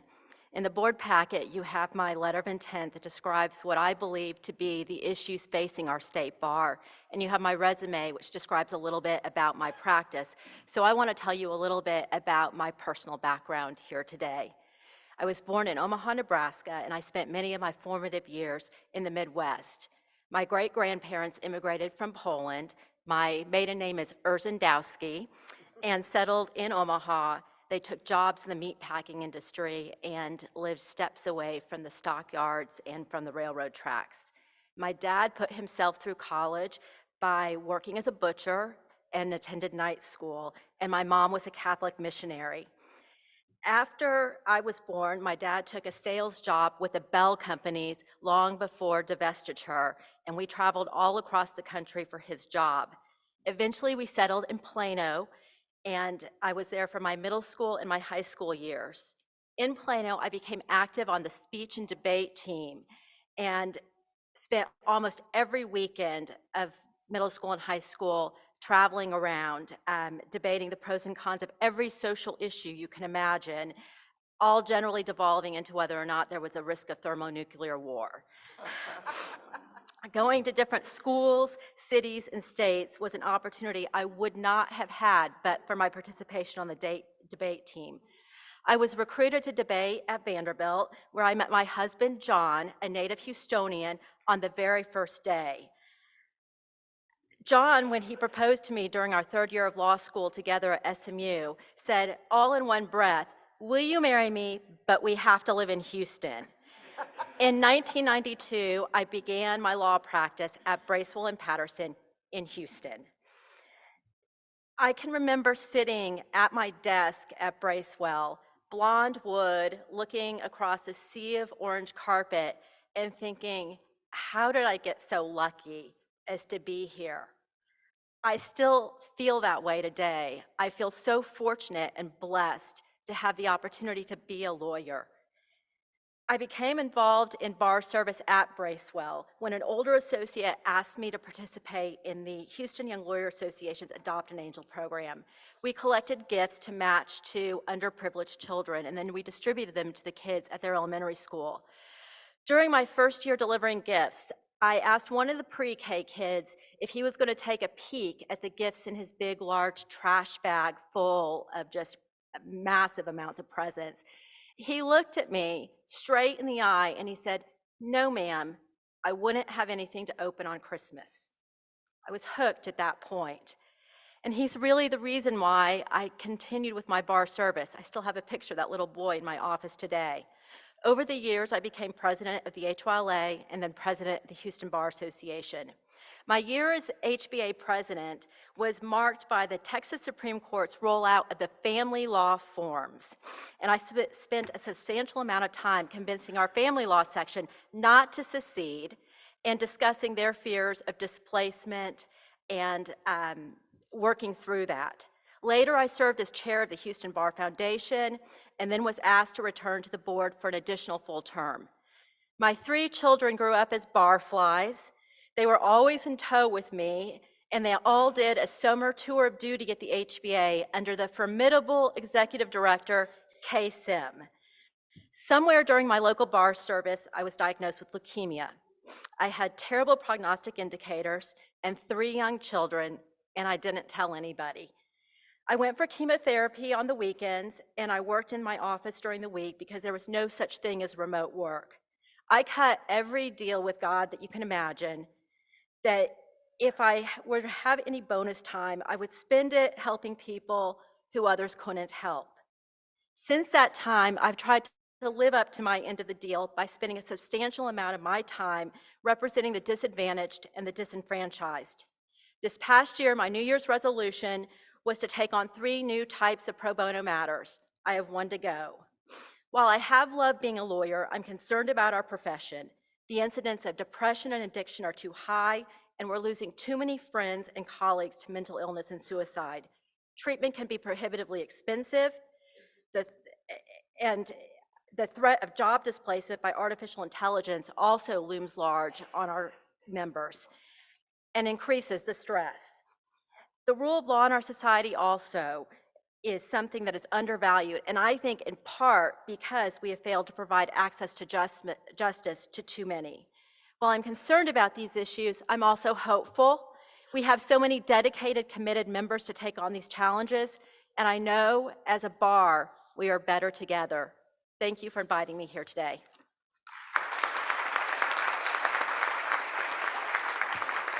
Thank you so much, Denise.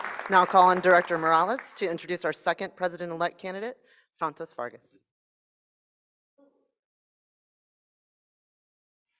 Good morning. For nearly 20 years, I've had a front row seat to the leadership of Santos Vargas. I was on the board of directors when he was president of the San Antonio Young Lawyers Association, and when he was the president of the San Antonio Bar Association, and I had the privilege of serving on this board as he concluded his year as chair of the board. In that time, I've learned a few lessons about Santos. One, he is passionate about bar service. He knows that bar service is largely about community.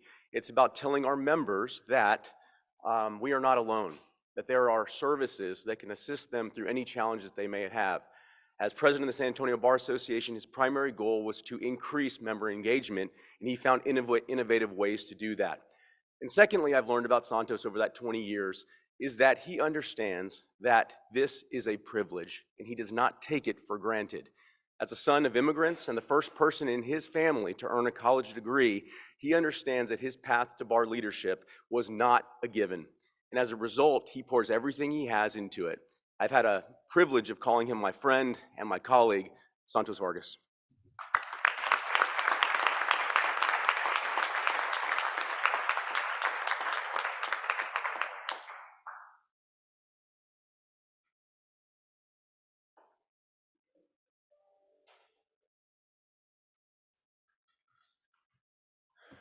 Good morning, everyone.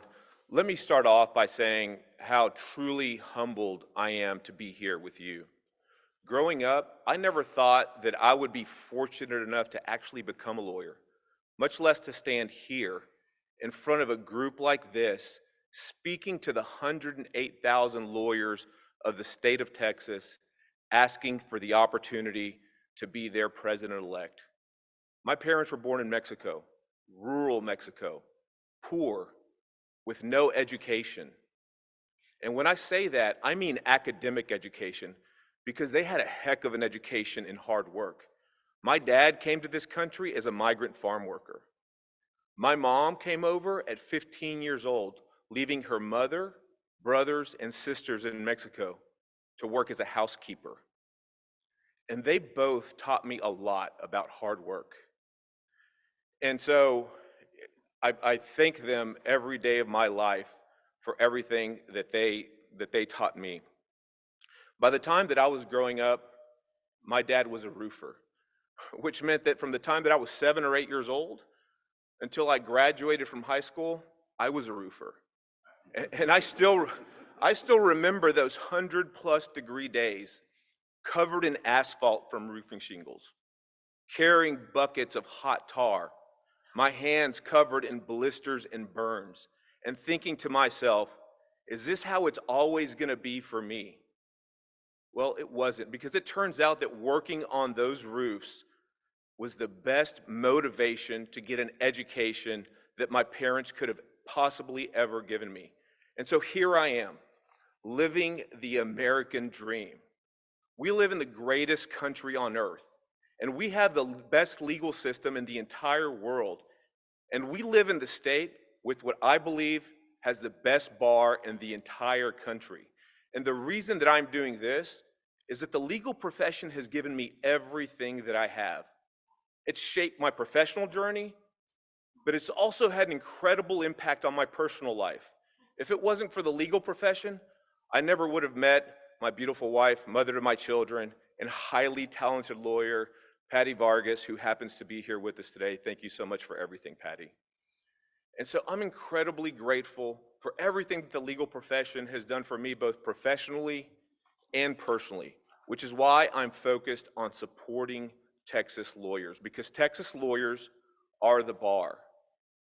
And don't get me wrong, we have the best bar in the entire country, but there's always more that we can do to support Texas lawyers. Let's start off by doing more to educate Texas lawyers about the grievance process so that they know and understand how it actually works. Lawyers should not be intimidated or overwhelmed by the grievance process. That's not fair to Texas lawyers. And let's also do more to support and provide resources for lawyers when they're actually faced with the grievance. Members of the public have a grievance hotline that they can call, but lawyers don't.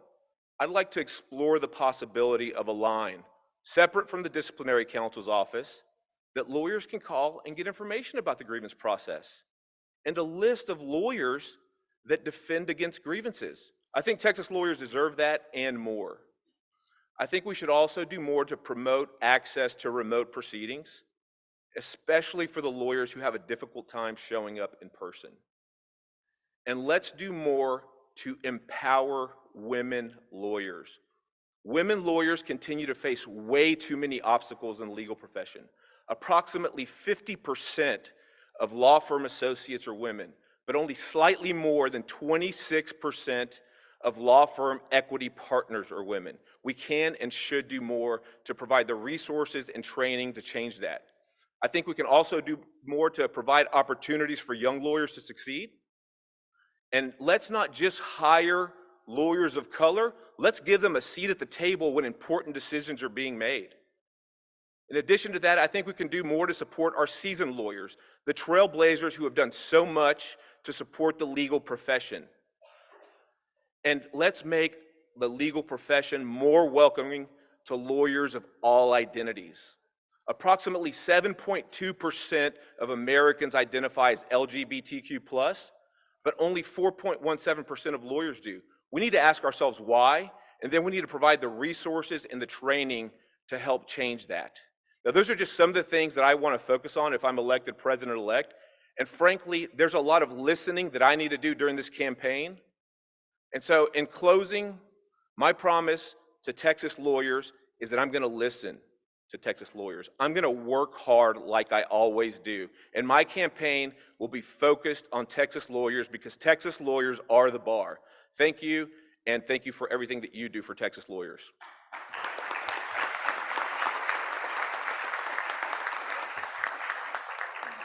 Thank you so much to both of you. We are so fortunate to have you as candidates and so grateful for your willingness to step up to lead.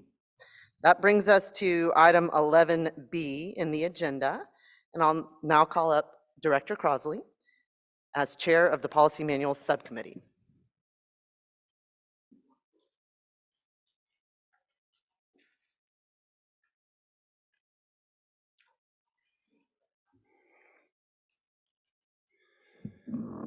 Good morning. The Policy Manual Subcommittee has been considering two policy manual matters that involve the terms diversity, equity, and inclusion. The first matter involves the DEI terms used in the title of a section of the board's code of conduct that relates to the civility expected of our board members. Section 1.26D of the board's code of conduct ensures board civility by prohibiting discriminatory behavior based on race, ethnicity, religion, gender, etc. Now, using DEI as the title of Section 1.26D of our board's Code of Conduct could lead to misunderstanding about the section's substance, and at a minimum is less accurate than using the title civility for the section. The Executive Committee unanimously approved this suggested change on September 7, 2023. I make the following motion. On behalf of the Policy Manual Subcommittee, I move that the proposed revision to the State Bar Board Policy Manual Section 1.26D, as set forth in your materials, be approved. Thank you very much. Coming from a committee, no second is needed. Is there any discussion? Director Harrison. Good morning, everyone. Just very briefly, Nitin and I went to the committee meeting that they had for the current DEI, and just wanted to express there are a few members that aren't necessarily in favor of the exact name change, but they understand the reasoning behind it. But more importantly, they're just ready to get started and do the good work that that committee's been doing for the past year. Thank you very much, Director Harrison. Director Mater. I know for a lot of people, this is not an easy decision. And I want to make sure that's clear for folks, both here and who are online, who are hearing about this. There's been a lot of misunderstanding of a lot of issues, regarding that term, how it loves its application and working from there. For example, for me, being a city council member for the city of Pflugerville, the reason why we just got an award from the Texas Workforce Commission regarding veterans is because we made 10% of our FTEs, full-time employees, veterans, and we put an equity lens on lifting up that portion of our population. That's not the way many people look at DEI, and we've got to be honest about that. And what's incumbent upon us is that even though we're changing the name, we don't change the action or the support for what it represents. It's incumbent about each and every one of us to tell our stories, articulate to people what it means to us when we talk about diversity, when we talk about equity and inclusion. Because for many people, they know about diversity, but they don't know about equity and inclusion. And they're very confused by it. And if we're not having these conversations as lawyers, leaders in our communities, who are used to looking at both sides of an issue to be able to go ahead and make a discernible claim in our clients, who will? I thought the judge put it best today, that as us, as citizens in the greatest country in the world, I'm not saying it's perfect, but by definition, it is the greatest country in the world, of understanding how we treat one another and how we act and how we uplift everybody, particularly those in a society who don't have a voice, we're not doing our job. So I'm proud of the Bar Association moving forward with the work. But I do recognize that for some people, this may be heartache. But make no mistake, the people in this room and the people who are in part of this organization will continue to make sure this is the best Bar Association for everyone involved. Thank you very much. Are there any additional comments? Any questions? No further discussion? Okay, all those in favor say aye. Aye. All those opposed say nay. It's approved. The second matter that the Policy Manual Subcommittee addressed involves the name of our newest committee. The Diversity, Equity, and Inclusion Committee was created in 2022 and consists of representatives from state bar sections and committees similar to the Council of Chairs. This committee is focused on specific projects, and it looks more broadly at strategic goals for engagement and outreach among the bar. When we originally named the committee, we used terminology that was common in this field. Unfortunately, this terminology has led to confusion about the purpose and scope of the committee and the nature of the activities pursued by the state bar. In retrospect, this terminology means different things to different people, and we don't want the good work of the committee to get lost in debates about terminology when everyone can get behind the committee's purpose. The purpose of the committee is to increase outreach to and engagement among our membership, particularly with regard to underrepresented groups. Depending on the issue, underrepresented may mean geographic location, size of the firm, practice area, or other factors. And so, in short, changing the committee's name is in the interest of clarity. We want to be transparent about what the State Bar does and doesn't do, and this change will help us achieve that goal. In light of the considerations just mentioned, and considering the appropriateness of the proposed name of Outreach and Engagement, our subcommittee recommends that the board approve this recommended name change. Additionally, as you will see in your materials, we recommend the board approve changing the associated purpose clause as shown in the materials to comport with the committee name change. It should be noted that the purpose of this committee remains to develop and promote strategies and best practices for outreach to and engagement of the diverse membership of the State Bar of Texas. The executive committee unanimously approved these suggested changes on September 27, 2023 as well. I make the following motion. On behalf of the Policy Manual Subcommittee, I move that the proposed revision to the State Bar Board Policy Manual to change the name of the Diversity, Equity, and Inclusion Committee to the Outreach and Engagement Committee, and also the changes to the associated purpose clause as set forth in your materials be approved. Thank you so much. Again, coming from a committee, no second is needed. Looks like we have Director Stafford to make a comment. Thank you. Like many people, the diversity, equity, and inclusion of this body and of this august Bar Association defines our involvement. I think that involvement is based in our works, not our words, and it's in our deeds and not our titles. It is my hope that in the construct of whatever law or regulation we need to form our nomenclature, that we won't lose sight of the fact that our programming is paramount to what we're trying to accomplish. And so from a point of personal perspective, I'm going to hold my nose. I'm going to vote for this, but I don't like it. And it's not a matter of liking necessarily, it's a matter of doing. But I think it's incumbent to stand before the body and say, we are in turbulent times and we have to stand forward on our programming and not be stuck on nomenclature. So thank you for the committee of the effort of the committee and the proposal. Thank you very much, Director Stafford. Is there any further comment? Any questions?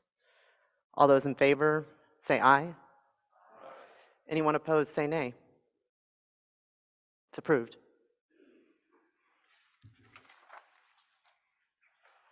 Thank you so much for the report. We're now going to hear from Director Hoskins as Chair of the Facilities and Equipment Subcommittee of the Administration Committee. Thank you, Director Hoskins.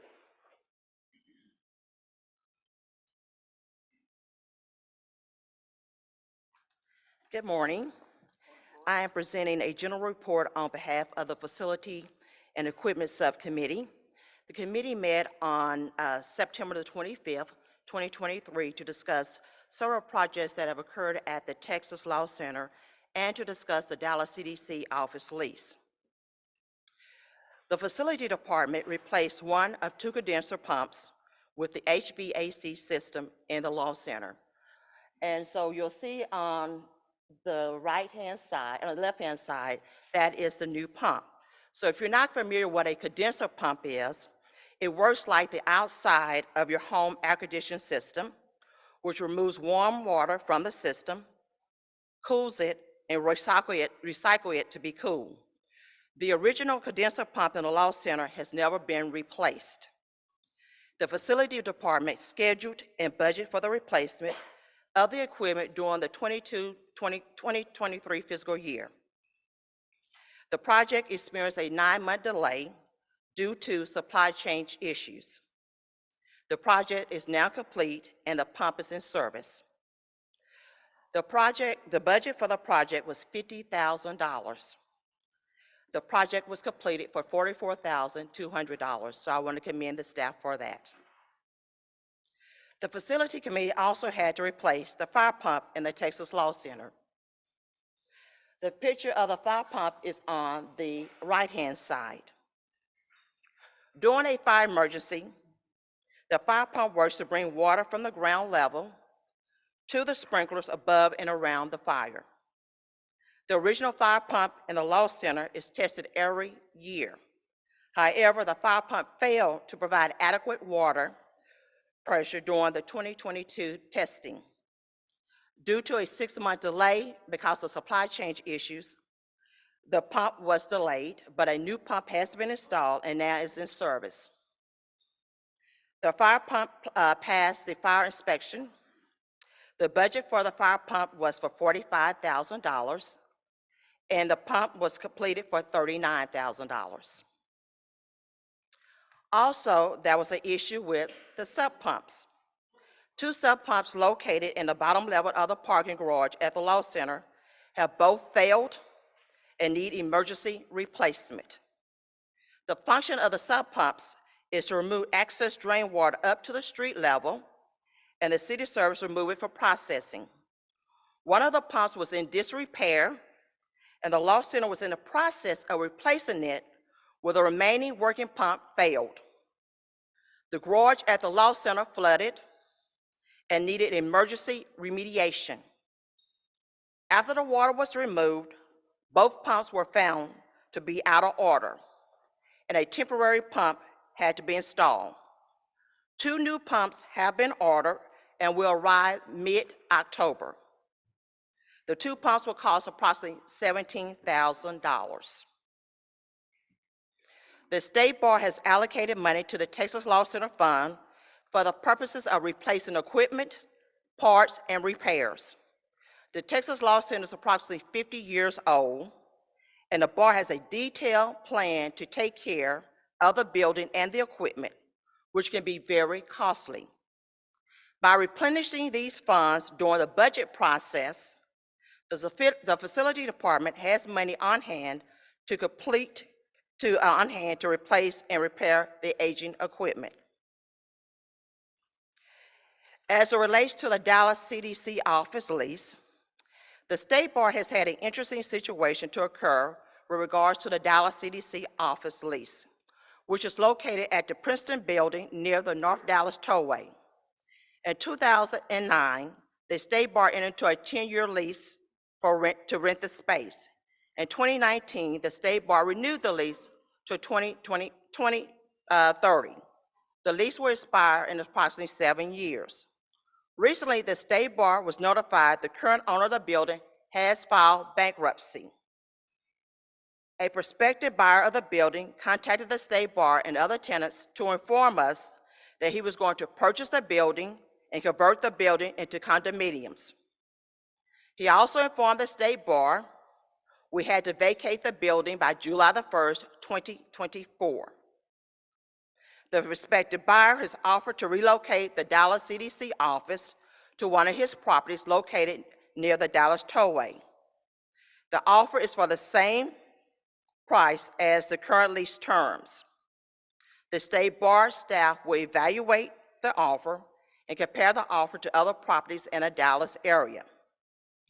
The State Bar staff recommended the State Bar retain the services of a commercial real estate realtor to assist and advise the bar regarding the Dallas real estate market and determine the best course of action for the State Bar. The staff engaged CBRE, a national real estate firm, to assist with the project. The State Bar has used this group in the past to work with the CDC offices, including the San Antonio CDC office lease. CBRE has worked well with the State Bar staff and is an expert in commercial real estate industry. CBRE will conduct market research on properties in the Dallas area and provide various options for relocation. The State Bar will tour the properties on October 3rd, 2023, and then send out an RFP for properties of interest and report back to the Facility and Equipment Committee. The State Bar now is in a crunch due to the circumstances. The plan is to develop a recommendation to present to this board in January or at the April board meeting at the latest.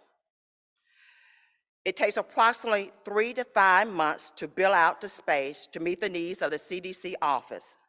Therefore, the staff will operate in an expeditious manner to meet the needs of the Dallas CDC office staff.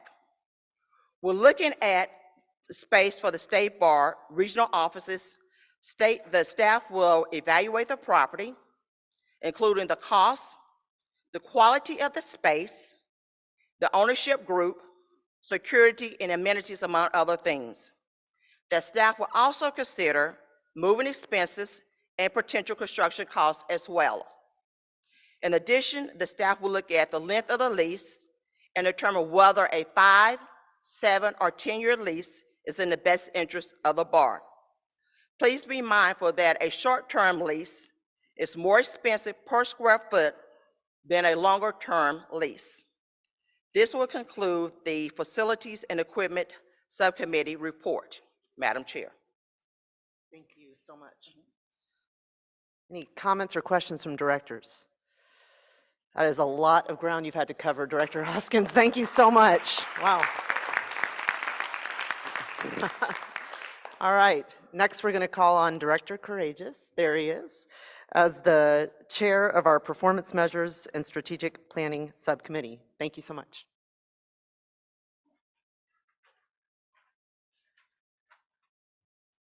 Thank you, Madam Chair. On this, the eve of Texas OU weekend, week, I am proud to give you the Performance Measures and Strategic Planning Subcommittee report. So many of you know the State Bar Act sets requirements for the bar's long-range planning.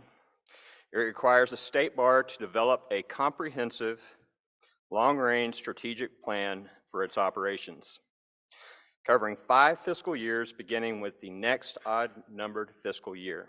This is to be done every even-numbered year. The statute further requires that our strategic plan include measurable goals and a system of performance measures. The Board of Directors last updated the strategic plan on January 27, 2023, and the corresponding performance measures on June 21st, 2023. Using our standard schedule, the next round of updates will begin July 2024 at the biennial board retreat. Subcommittee meetings will then be held with the goal of submitting the board proposed updates to the strategic plan in January 2025 and the performance measures in June 2025. In the meantime, the subcommittee will be working to fine-tune our strategic planning process and the process by which the performance measures data is shared with the board. Also, this December, be on the lookout for the December issue of the Texas Bar Journal, where the performance measure data for 2022 and 2023 bar year will be published. I do want to thank our amazing facilitator, Lowell Brown, for his outstanding work and continuing to work with us. So thank you, and hook 'em. Thank you so much. Any comments or questions? Okay, I see you, Director Huddleston, but we are going to take a 10-minute break before you go, because we've been going a little while. I apologize. So we'll come back at 11:13. Thank you so much.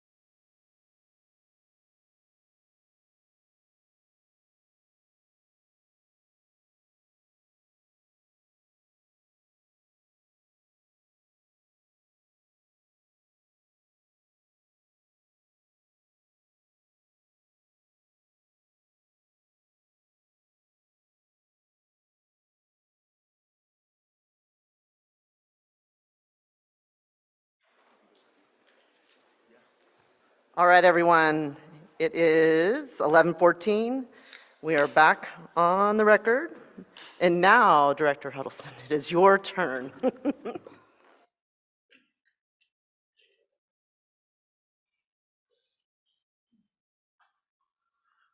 All right, thank you, Madam Chair. I'm just going to test this out real quickly to be sure that this works. Okay, perfect. Today I'm going to be going over the financial highlights of the State Bar, as well as other topics related to audit, finance, and investments. So I know you guys are all really excited about this presentation. Thank you.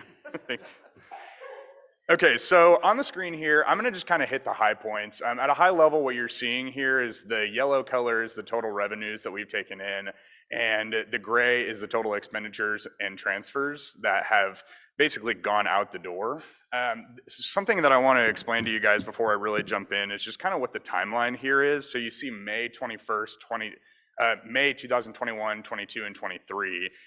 There's a difference between obviously the calendar year end and the fiscal year end, and the State Bar has a fiscal year end of May 31st of a given year. And so that's why you see May as kind of the timeline. So this is essentially saying the past 12 months from May 2021, 22, and 23. So it's the operating revenues are about 47 million and expenses of about 42 million during that 12-month period. So I just wanted to be sure to point that out so that you guys have a good understanding of the timeline of when our finances come out. What you'll notice here is that we had a positive income here. Like I said, 47 million of fund revenue and then 42.3 million in expenditures. So there's a net excess of about 5 million there. Revenues and expenses both increased over the last year. That's to be expected because during 2021 and 2022, there was a lot of decreased activity due to COVID. And so we're kind of going back to normal levels here, even though you kind of see expenses, increasing at a higher rate than you normally have. We're kind of getting back to historical levels, like I said there. So that's about to be expected. The bar has experienced significant positive financial results over the past 3 years. Fiscal year 2023 was the first year that all regularly scheduled in-person events were held throughout the entire year. So like I said, future expenditures should show some leveling out compared to kind of what you're seeing here the last 2 years. And then the following slides here are gonna be a breakdown of these revenues and expenses by category, just to kind of give you guys a quick hit of what's driving most of the revenues and most of the expenses. So you see here, membership dues is the most significant portion of the revenues that we take in, followed by Texas Bar CLE. This chart presents the revenue trends for the general fund, which, just to be clear, is the biggest portion of the consolidated financial statements, right? So there's different funds, and the general fund is the biggest one that whenever you add together all the different funds, that's what comprises our consolidated financial statements that are ultimately audited. So the general fund, like I said, most of what we receive in revenues is membership dues and Texas Bar CLE.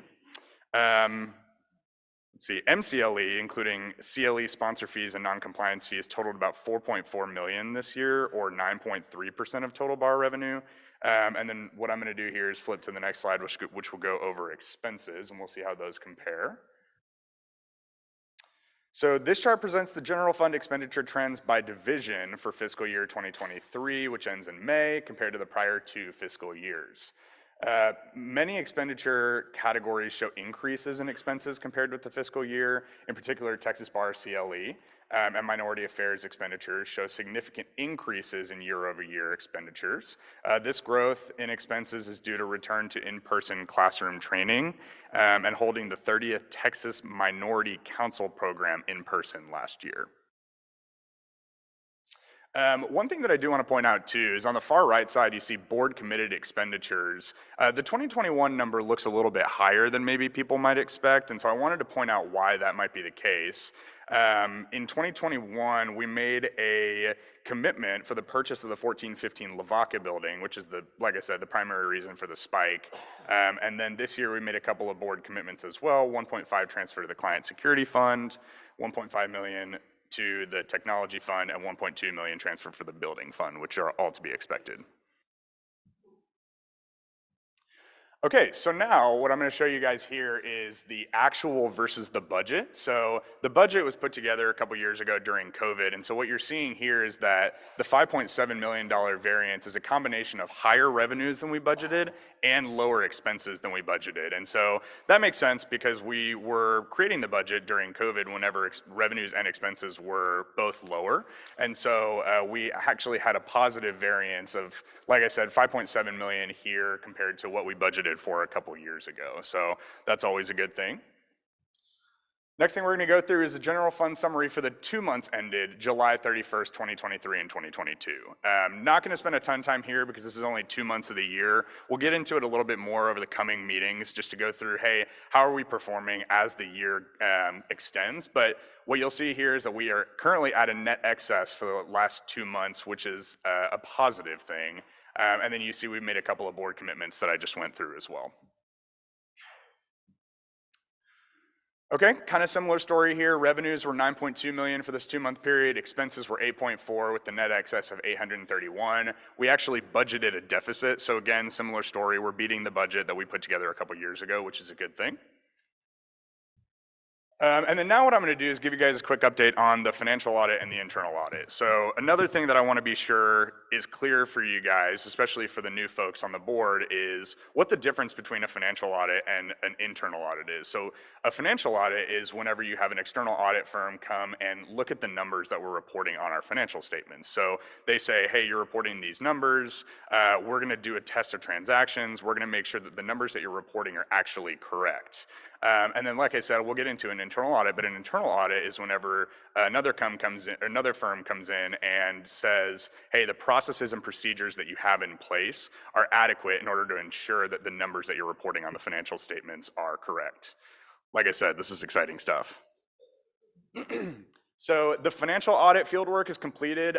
That's going to be presented to you guys in the January board meeting. And then the internal audit is about to actually kick off. Its fieldwork occurs during October, November, and December. And so that, depending on how quickly we can get that finalized, will either be presented during the January meeting or the April meeting. So we'll keep you guys updated on that. All right, I'm now going to hand it over to Nelson Bush. We actually had a slight change. Nathan Smith was going to be the one that was presenting, but he's unable to be here today, so you'll see Nathan's name in the agenda, but Nelson Bush is a managing director at PFM Asset Management, who's going to take us through the quarterly investment report. So without further ado, I'm going to hand it over to Nathan, or Nelson, excuse me. Yeah, come on up. Before we hear from him, any comments or questions about the update from Director Huddleston?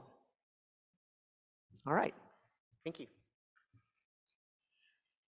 Thank you very much. I apologize Nathan couldn't be here today. He's definitely better looking and a better communicator, but I'm older. So I'll do what I do. Thank you for the opportunity to present to you today. Copies of our most recent quarterly report were included in your board packet. I will not spend much time talking about those at all. Your investment policy and your investment approach is a very conservative investment approach guided by the Texas Government Code's Public Funds Investment Act. So the sorts of investments that are in your portfolio, treasuries, federal agency securities, FDIC insured commercial paper, AAA rated money market mutual funds, and from time to time commercial paper. And if you look through your reports, you will see that those values change from time to time, both because of your budget, in which revenues are in excess of your expenses, and also due to different financial markets. Overall, the total portfolio has a weighted average maturity of about 1.5 years, although there are significant portions of your portfolio that are invested less than a year for any unforeseen liquidity needs. Returns have been very strong. The average yield in the portfolio is now north of 5%. If you follow inflation and anything the Fed does, you know why the interest rates have risen so much. You know why investment income is about 4 times this year what it was just a year ago. And we're happy to help provide that additional return for you. We do revisit your investment policy on an annual basis with the association staff. One of the complex things that we do is help to maintain a list of broker-dealers. We do have an approved broker-dealer list that we review on a regular basis, conducting due diligence on all of the parties involved in your financial reports, as well as overseeing trade execution, providing information on the marketplace, and the timeliness of all of your investment partners. With that, I'll turn it back over to Director Huddleston. Thank you so much. Before we turn it back to Director Huddleston, any comments or questions about that report we just heard? Hearing none, the floor is yours. Thank you, Nelson. I appreciate that. Okay, so now we have a couple of actions. I'm going to give you guys a really quick overview of what we're going to be voting on here for each one of these. The first one being approving the State Bar Quarterly Investment Report for the quarter ended May 31st, 2023, which Nelson just went through. So not a lot of explanation needed there. The actual report is in your materials, assuming you guys have all taken a look at that already. So with that said, on behalf of the Audit and Finance Committee, I make a motion to approve the State Bar Quarterly Investment Report for the quarter ending May 31st, 2023. Thank you so much. Coming from a committee, no second is needed. Any discussion? All those in favor say aye. Aye. Anyone opposed say nay. It's approved. Okay, next, the Public Fund Investment Act requires that the board annually review and adopt a list of qualified brokers, like Nelson just said, that are authorized to engage in investment transactions with the State Bar. Similarly, a list of qualified brokers is found in your board packet that I'm sure you guys have all reviewed. The brokers comply with all SEC requirements. So with that said, from the Audit and Finance Committee, I would like to make another motion to adopt the current PFM dealer broker list for investments. Like I said, that's included within your board packet. Once again, coming from a committee, no second is needed. Any discussion? All those in favor say aye. Aye. Anyone opposed say nay. It's approved.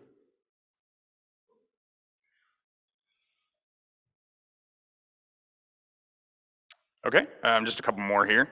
The Public Fund Investment Act requires that the board adopt the State Bar's investment policy on an annual basis. In your board materials, just wanted to point out that there have not been any revisions since last year's adopted policy. Not much has changed, and that's to be expected. And so if you reviewed that, just wanted to point out that there haven't been any changes since the prior year. So not a lot to get into there either. So on behalf of the Audit and Finance Committee, I make a motion to approve the adoption of the State Bar of Texas investment policy. Coming from a committee, no second is needed. Any discussion? All those in favor say aye. Aye. Anyone opposed say nay. It's approved. Okay, this last one was something that we spent a decent amount of time talking about during our most recent Audit and Finance Committee, which I'd like to just thank everybody for their participation during that meeting. It was a really, really good meeting, and I appreciate the folks on the Audit and Finance Committee's attention to the items that we went through. So on this one, the Board Policy Manual Section 3.04.01 states that every 3 years, the Audit and Finance Committee review the State Bar's bank depository for fees, level of service, and the depository's participation in the Texas IALTA Prime Partners program. During the last Audit and Finance Committee meeting held on September 12th, the committee reviewed the current fee structure charged by Plains Capital Bank, the State Bar's current depository institution. The bar pays approximately $30,000 to $40,000 in banking fees per year on all of its accounts at Plains Capital Bank, which includes the section accounts as well.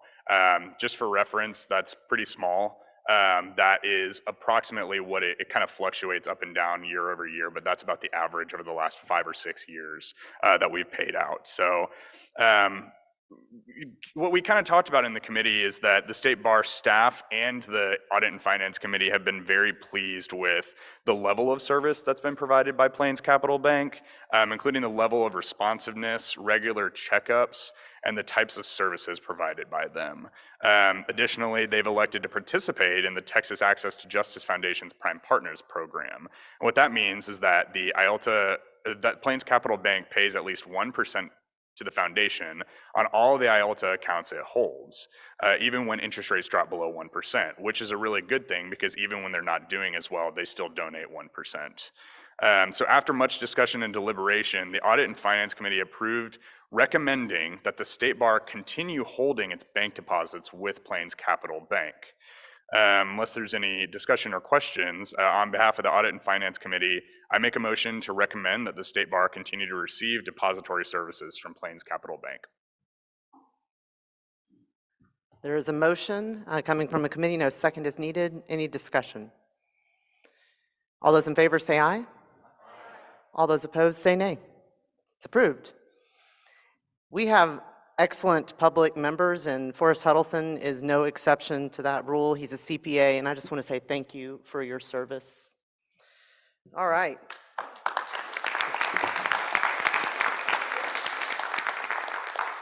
Next item on the agenda, item 14, is DCAP. DCAP Subcommittee Chair Robert Tobey. Director Tobey, the floor is yours. Thank you, Madam Chair. We do have a lot of ground to cover today, so I'll jump right in. But I first of all need to say thank you to the DCAP committee. Very soon after this board was sworn in June at the annual meeting, the DCAP committee began its work. We had a big meeting in July. We had a second meeting in August. We had recommendations that were prepared and went forward to the executive committee on September 7th. And so we're here today with 7 proposed rule changes or rule amendments, rule additions, 6 of which were approved by the DCAP committee. And those recommendations, again, were approved by the executive committee on September 7th. Those of you who might be following along, apologize for the volume of our packet today. It's about 380 pages or something. We wanted to give you everything. It begins on page 321 of the packet, not only the CDRR recommendations, which is kind of the genesis of all this, is the Committee for Disciplinary Rules and Referenda. We have the chair, Louis Kynard's in the back, so to the extent questions may come up, he's available to talk about the CDRR's thinking on these proposed rule revisions. And I'm here obviously to address questions about what our committee has done. So you will note that not only are there rule changes, additions, amendments, there's also comments. We are not voting on the comments today. That will be up to the Supreme Court to consider those when this resolution goes to them for the rules that have been approved. Before today, there have been 6 rules that were approved. One of which, Rule 108, was approved by this board at the annual meeting in June.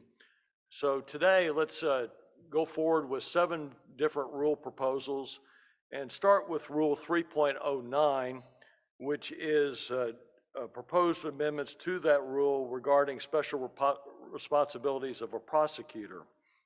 And what the proposed rule does is enumerate the duties of a prosecutor in a criminal case when they obtain new and credible information indicating a reasonable likelihood that a convicted defendant did not commit an offense for which the defendant was convicted.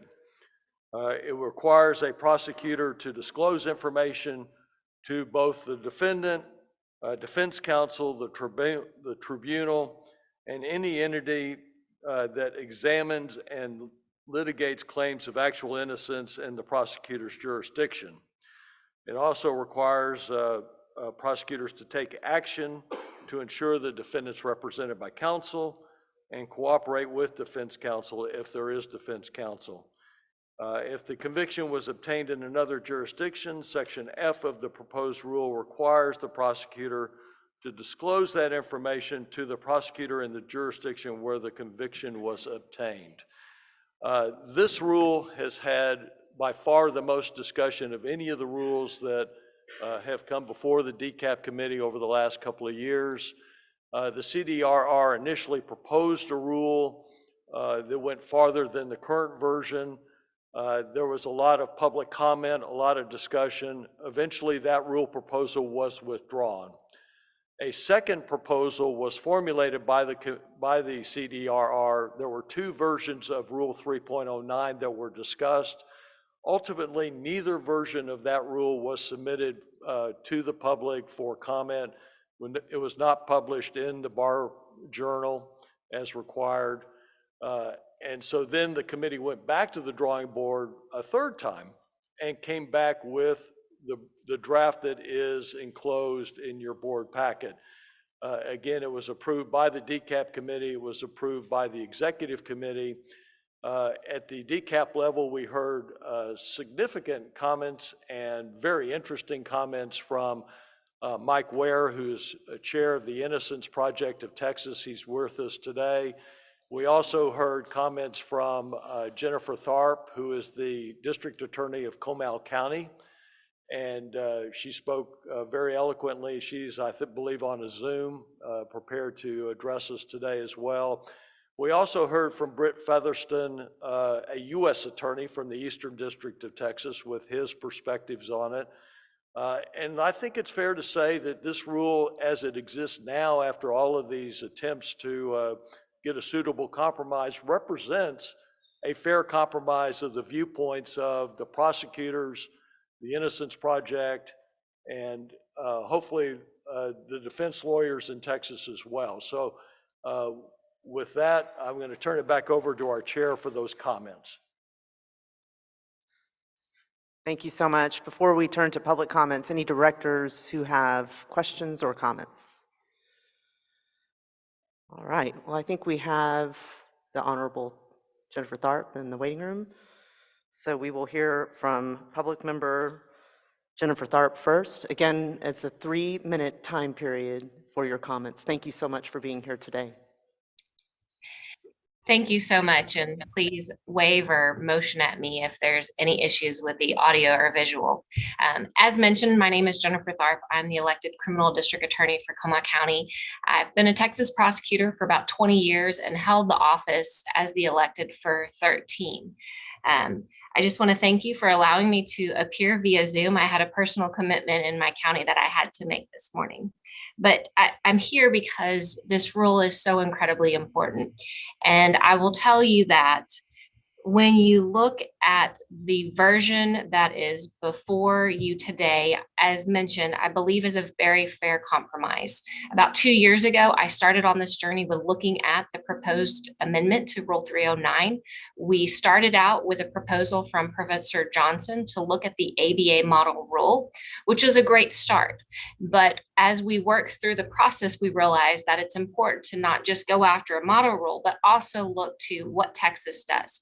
So Texas prosecutors since 2014 have taken place with the Michael Morton Act, and I believe the proposed final version of this rule goes hand in hand with the Michael Morton Act that's been on the books and the Code of Criminal Procedure since, as I mentioned, 2014.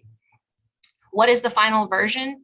I'll give you the what, who, and how. In terms of what, the provision of subsection F adds a new duty to disclose to from Texas prosecutors new and credible evidence that has a reasonable likelihood that the defendant did not commit an offense. When you go to who, as mentioned as well, subsection F makes it clear that it's the prosecutor when you receive it. If I get, for example, new information in Comal County and it applies to my neighboring jurisdiction of Hays County, it makes it clear that me as the Comal County district attorney has a duty to make sure I'm forwarding that information to Hays County and properly disclosing it. What I look to with this section, I think is important, is it makes me think of MLK's quote that injustice anywhere is a threat to justice everywhere. And I will tell you, Texas prosecutors, many of us stand behind this final version because we want our profession and the integrity of our profession to stand. When there's a problem in any other county across the state of Texas, it's a threat to the justice in my jurisdiction. And I want my constituents to feel comfortable with the actions that we're doing, the new information. When we get to the how, as mentioned, there's a required duty to disclose to the defendant, the defense counsel, the court, as well as an entity that examines and litigates actual innocence. I will tell you this section for me personally was the most important. I want there to be transparency and I want there to be accountability. There's every other year, At the Texas Capitol, we meet and we look at policy decisions related to criminal cases. And it's important that this is data-driven and we're collecting the information appropriately. Finally, there's a good faith exception because I will tell you, I've been the prosecutor for 13 years, but if I get new information from a case that predates me, there could be a wrong decision that's made. But if that Texas prosecutor acts in good faith and provides the information properly, that should be handled. Finally, I know Your time is up, but I'll give you just a few more seconds there to conclude that thought. Yeah, I'd like to say one last thing. There are 331 elected Texas prosecutors. About half or almost 2/3 of these offices are 1 to 2 lawyer offices. So please understand that there are great projects out there with large jurisdictions with conviction integrity unit. But what you have in this final version is an opportunity to make sure that every Texas prosecutor is a conviction integrity unit in and of themselves by tying it to the ethical rules. So I do advocate for this final version. And again, I thank you for your time. We thank you for your time. Thank you so much. Next, we'll hear from Mike Ware from the Innocence Project of Texas, and you can just speak from the microphone there. Thank you so much. And you two will have a little bit more than 3 minutes to be fair. Okay, thank you very much. My name's Mike Ware. I'm the executive director of the Innocence Project of Texas, which is a nonprofit that I co-founded back in 2006. We have our office is here in downtown Fort Worth, not far from here, and I'm also an adjunct professor at A&M Law School right across the street there. So I figured as long as y'all are in the neighborhood, I'd stop by, and I appreciate your time. This rule started out as very much modeled on the ABA model rule, which has been the ABA model rule since 2008. Many jurisdictions have adopted it verbatim or almost verbatim. And it's worked out real well in those jurisdictions as best I can tell. There are, I think, 133,772 inmates in Texas prisons. That doesn't include the people on probation, parole, or in county jails. And people who study these things tell me, or I've read, that 2 to 6% of those people are actually innocent. They're in prison for a crime they did not commit. Now, if we reduce that even more to say 1%, that's still, 1,337 or something like that. A lot of innocent people that are in prison for crimes they did not commit. And that affects not only them, it affects their families, and it affects the victims and their families of those crimes who have a right to know who actually committed those crimes. And in a fair number of our cases, we have not only exonerated an innocent person, but have identified the actual perpetrator, in some instances seen that actual perpetrator successfully prosecuted, sometimes a decade or more later. What this rule is intended to address originally, now we have a much less strong version of the rule than the one we started out with, and I'm very disappointed in that. Although, let me be clear, I very much support the rule as it is, and I believe it will pass as it is because I just believe it will. We have the support of the Texas criminal defense lawyers, et cetera, although that is not an entity that I represent. I represent the interests of the people who have been wrongfully convicted, their families, and the victims in those crimes.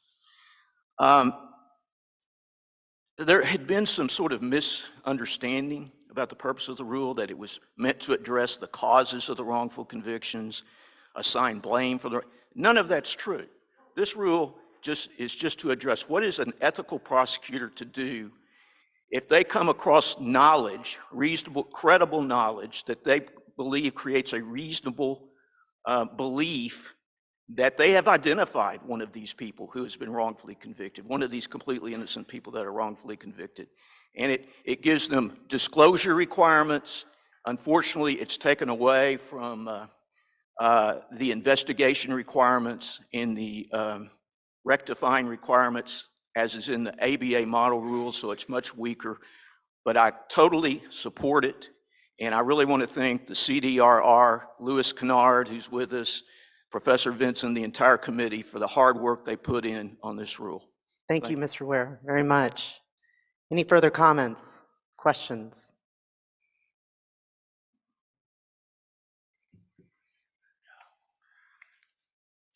Thank you, Madam Chair. On behalf of the DCAP committee, I move that the board adopt the DCAP subcommittee's recommendation to approve the amendments to Rule 3.09 of the Texas Disciplinary Rules of Professional Conduct regarding special responsibilities of a prosecutor.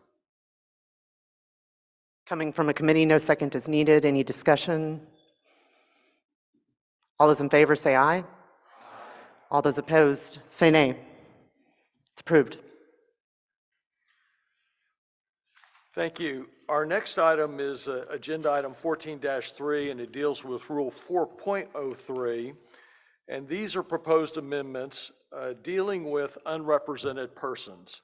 And there's already an existing Rule 4.03. This just adds to prohibit a lawyer from giving legal advice to an unrepresented person other than the advice to secure counsel.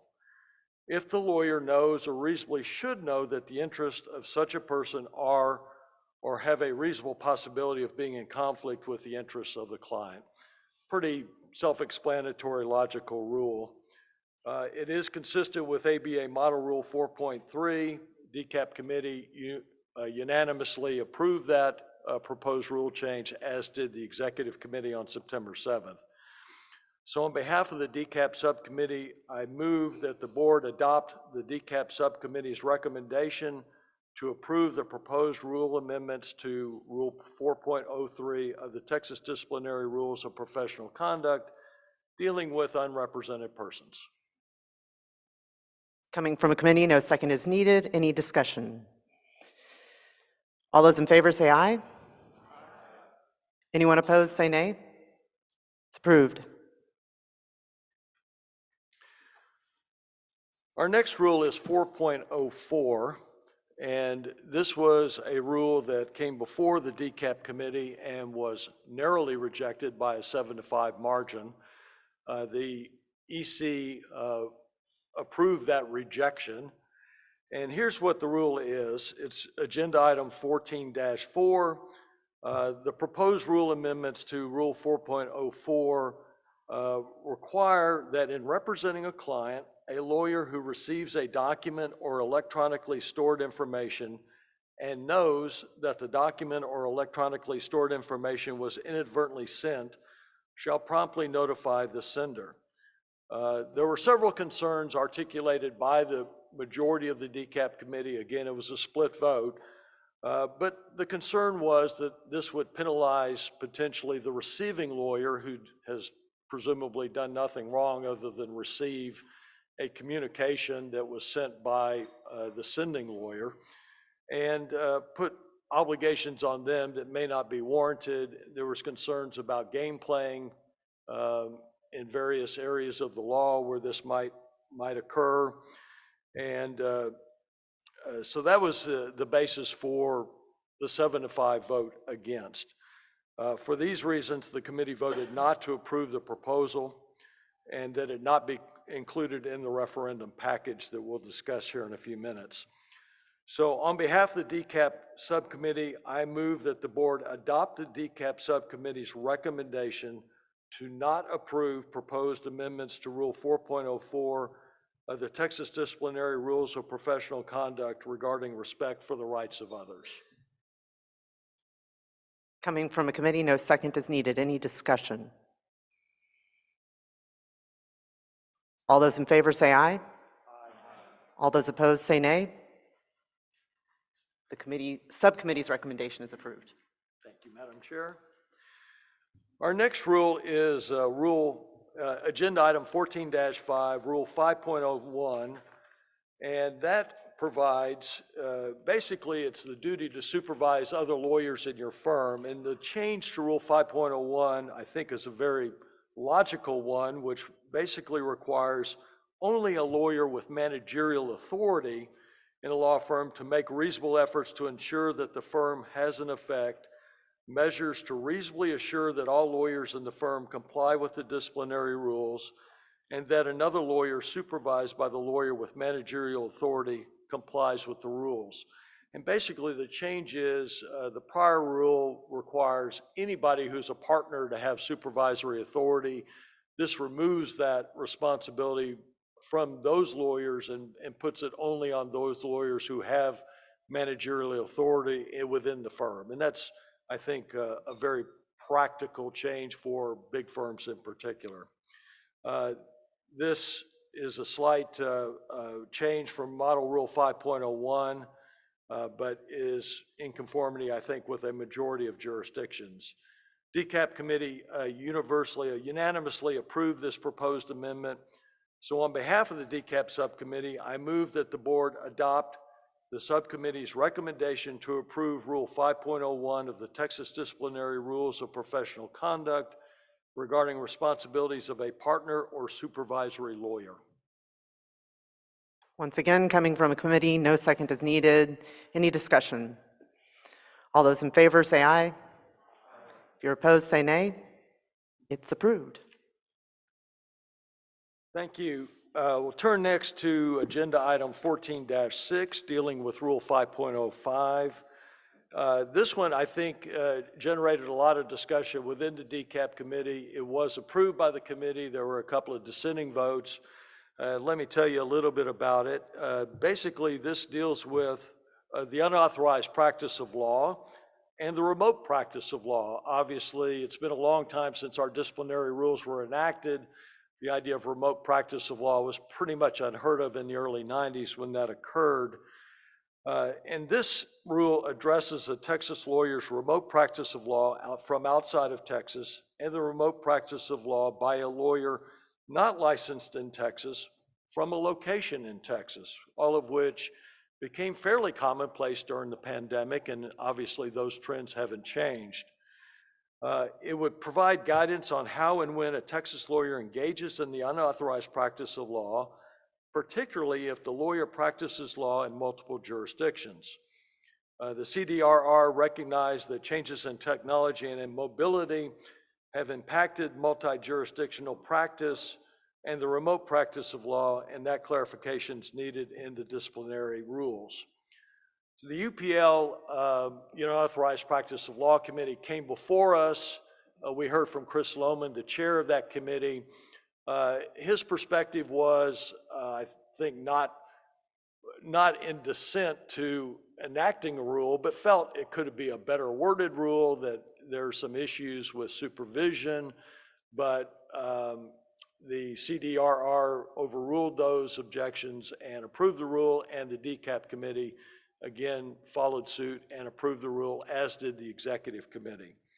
So on behalf of the DCAP subcommittee, I move that the board adopt the subcommittee's recommendation to approve proposed amendments to Rule 5.05 of the Texas Disciplinary Rules of Professional Conduct regarding the unauthorized practice of law and the remote practice of law. Coming from a committee, no second is needed. Any discussion? All those in favor say aye. If you're opposed, say nay. It's approved. Thank you. On to agenda item 14-7 that deals with Rule 8.05. And there are two rules that we're going to consider separately but are tied together, and that's 8.05 and 8.06. There's an existing Rule 8.05 which is being substantially amended. 8.05 deals with jurisdiction, and 8.06 deals with choice of law. And we'll come to 8.06 in a minute, but they are together. So 8.05 is basically clarifying that a lawyer who is admitted to practice in this state is subject to the disciplinary authority of Texas, regardless of where the lawyer's conduct occurred. And a lawyer not admitted in Texas is also subject to the disciplinary authority of Texas if the lawyer provides or offers to provide any legal services in this state. Remote practice of law has obviously become more common, as we discussed with Rule 505, especially after the pandemic and during the pandemic. This rule helps to clarify jurisdiction for those situations. The DCAP committee unanimously approved the proposal. So on behalf of the DCAP subcommittee, I move that the board adopt the subcommittee's recommendation to approve proposed amendments to Rule 8.05 of the Texas Disciplinary Rules of Professional Conduct regarding jurisdiction. Coming from a committee, no second is needed. Any discussion? All those in favor say aye. All those opposed say nay. It's approved. So our last proposed rule is Agenda Item 14-8, Rule 8.06. And again, reading this in conjunction with 805, this deals with choice of law. And in essence, the choice of law is that a lawyer who's admitted to practice in Texas is subject to the disciplinary authority of Texas, regardless where the lawyer's conduct occurs. A lawyer who is not admitted to Texas is subject to the disciplinary authority of Texas if the lawyer provides or offers to provide any legal services in Texas, and a lawyer may also be subject to the disciplinary authority of Texas and another jurisdiction or multiple other jurisdictions for the same conduct. The CDRR proposed those rules to clarify how the disciplinary rules interact with the remote practice of law, which has become obviously increasingly common, and clarification was needed to determine how the disciplinary rules would be applied in those situations. Again, the DCAP committee unanimously approved this proposed rule. So on behalf of the DCAP subcommittee, I move that the board adopt the subcommittee's recommendation to approve proposed Rule 8.06 of the Texas Disciplinary Rules of Professional Conduct regarding choice of law. Coming from a committee, no second is needed. Any discussion? All those in favor say aye. All those opposed say nay. It's approved, and we are at the final subpart of your presentation. It has arrived. So now's the fun part. We have approved 12 rules, this board and prior boards. We're going to lateral this over to Justices Lehrman and Young and the other members of the Texas Supreme Court through a resolution. And assuming that the board approves this resolution here in a moment, it will be up to the Supreme Court to set the terms of the referendum. But what I want to discuss with y'all just very briefly is kind of the time frame that we're looking at. And 3 years ago, 2021, there was a rules referendum that did very well, passed with a high number of positive votes. And we used the format that we would approve the rules in the September meeting. There was a referendum in February, began early February, goes to the beginning of March, 30 days, which gives all of us, because we all need to be spokespeople for these proposed rules with the 112,000 members of the State Bar of Texas. We've got to educate that large body of people so that, number one, they understand what's at issue, and number two, they vote, which has been obviously a huge problem that we faced in many elections. So that's kind of the timetable. We've laid it out for you in a lot of detail. When you look at that timetable, you will see there is a lot of work between now and February when this presumably will go in front of the State Bar membership. So we need everybody here to be prepared to do their share to educate and promote these rule changes to the State Bar membership. So let's talk about the resolution. The resolution specifies all the rules that have been approved by the board since September of 21. We've got an even dozen. 6 rules that were proposed before and another 6 rules that we just approved today. And so the resolution calls for A, that the Board of Directors petition the Supreme Court of Texas pursuant to Texas Government Code Section 81.0877 to order a referendum on the proposed amendments by the eligible members of the State Bar. B, the approval of the proposed ballot form and method of voting for a referendum as included in Appendix A of the resolution, to be distributed to the eligible members of the State Bar in paper ballot form and electronic ballot. I'll come back to that in just a moment. C, the proposed schedule for the rules vote. The vote would begin on February 6th, 2024 and end on March the 7th, 2024. And the ballot would be very similar to the one we used in 2021, which is a simple yes or no for each proposed amendment. very simple ballot. We also, as past Chair Baruch talked about in his report, discussion about whether to use paper ballots or go to a purely electronic format.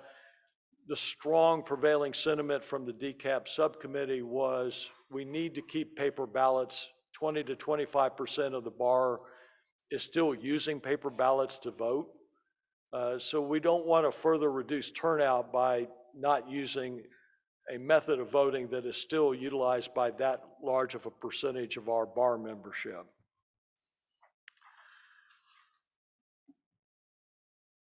We also thought, again, February is a great time to start. It gives us adequate time to educate the bar and the membership about these proposals. If the board approves the resolution, we will submit to the Supreme Court on October 2nd the proposed resolution, so this coming Monday. So on behalf of the DCAP subcommittee, I move that the board adopt the DCAP subcommittee's recommendation to approve the resolution as presented in the board packet containing the following items. Number one, petition the Supreme Court of Texas to order a referendum on all proposed amendments approved by the State Bar Board. Two, the proposed ballot form for a referendum as included in Appendix A of the resolution, and that the ballots be distributed to eligible members of the State Bar of Texas in paper ballot form and electronic ballot. And three, the referendum begin on February 6, 2024 and end on March 7, 2024. Coming from a committee, no second is needed. Any discussion? All those in favor say aye. Aye. All those opposed say nay. It's approved. Thank you. The last item I want to cover very briefly is the communications process. It's kind of laid out in the packet. There'll be multiple postings in the Bar Journal. A lot of us will be out there, I'm sure, and with our PowerPoints talking about these rules and answering questions from membership. So it's going to be like an all-hands-on-deck effort, and you'll see starting in October, well, starting in the November Bar Journal, a lot of publicity about this to get this moving and make sure the membership is adequately informed. So with that, that concludes my report, Madam Chair. Well, thank you so much. And let's give Director Toby and his subcommittee a round of applause. Tremendous amount of work. We are going to take a lunch break before we hear from Director Naylor as Chair of the Client Security Fund Subcommittee. Let's take 10 minutes to get our lunch and come back in. We're going to work through lunch and try to get out of here as quickly as we can today. So we'll come back at, I'll give you just a little bit more than 10, 12:15.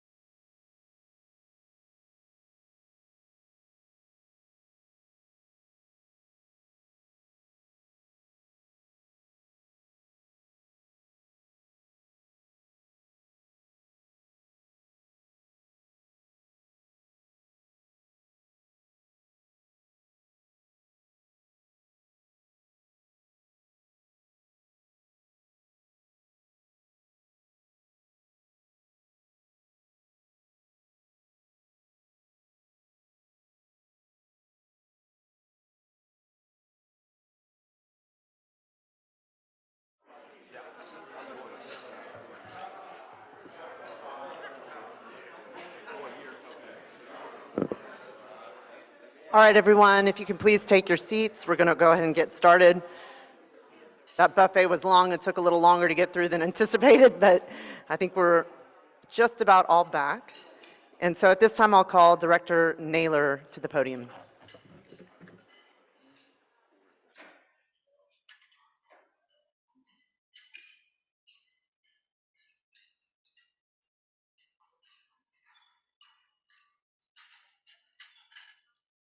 Hello.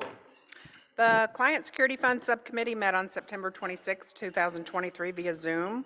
The subcommittee reviewed 47 applications, approved 27 for a total of $158,245.67. For the bar year, the subcommittee has reviewed 82 applications, approved 50 applications for a total of $366,078. I just wanted to thank the committee for their dedication in reviewing all the applications and being active participants in our meetings. Thank you.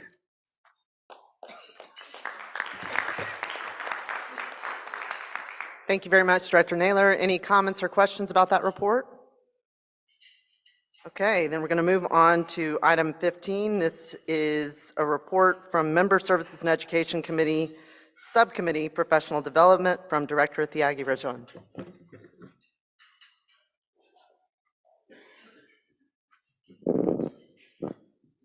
Good afternoon. I want to thank the PDP Director, Hetty Bauer, for providing me with this information.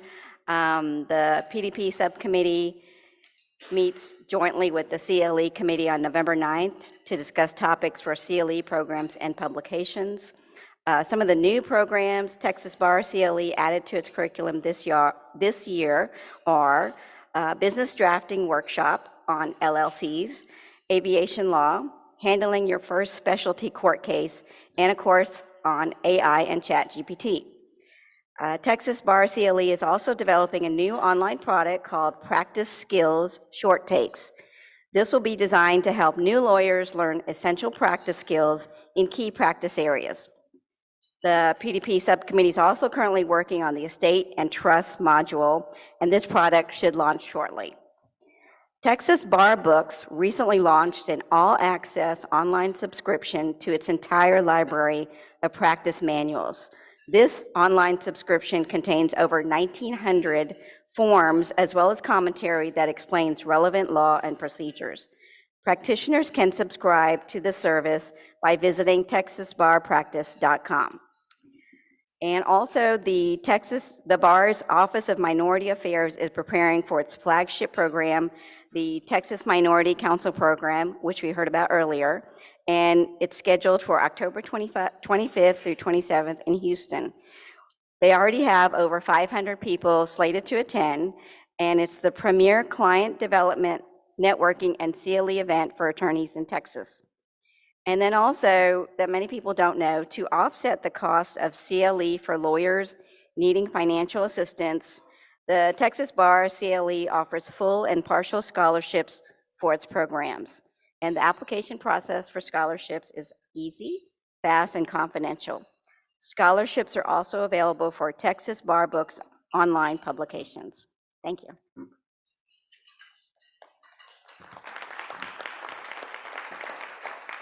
Any comments or questions about that report? Okay, we will now hear from the chair of our Insurance Member Benefits Subcommittee, Director Scumbeto.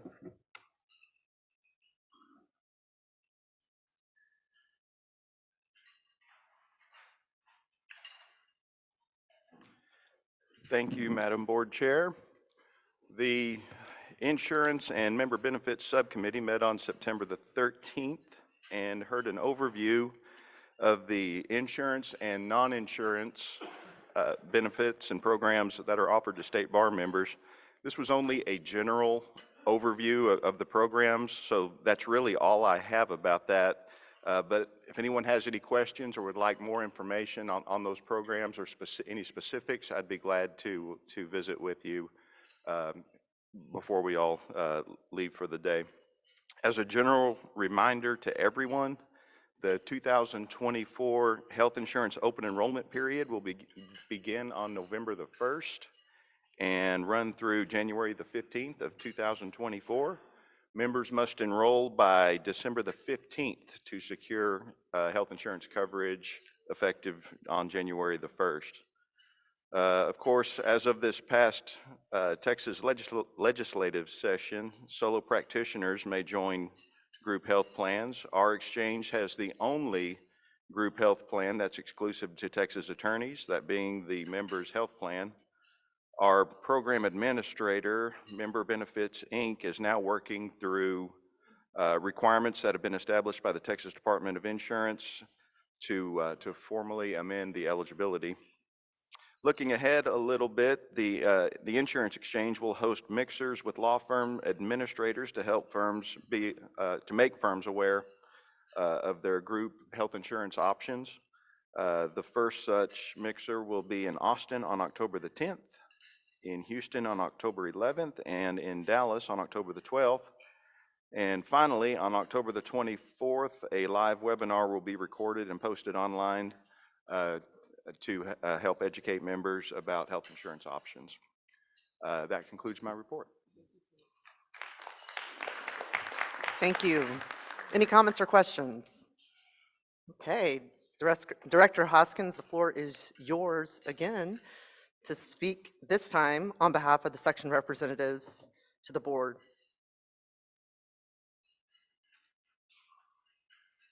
Thank you, Madam Chair. On behalf of the section representatives to the board committee, I'm presenting an update on the various section activities. At the State Bar annual meeting, 29 sections hosted CLE seminars and their annual membership meeting in conjunction with the annual meeting. Total section membership is up compared to last year. At the same time, we have now by 1,878 members. On August the 18th, 2023, the section new officers orientation was held via Zoom. We had 77 members to attend. At the LGBT Law Section annual meeting on June 23rd, 2023, the membership of the LGBT Law Section voted to change their name to LGBTQ+ Law Section in accordance with the section bylaws.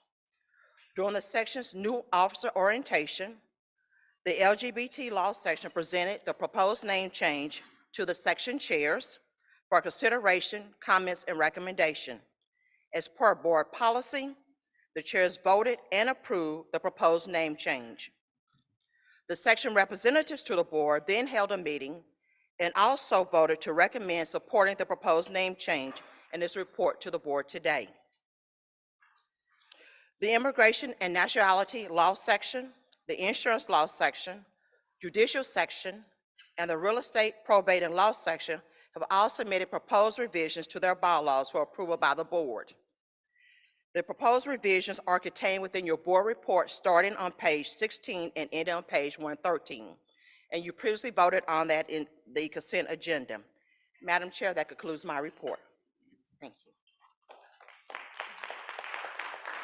Thank you so much. Any questions or comments from directors? Okay, we're now going to hear from the Commission for Lawyer Discipline. Approach the podium. Thank you so much.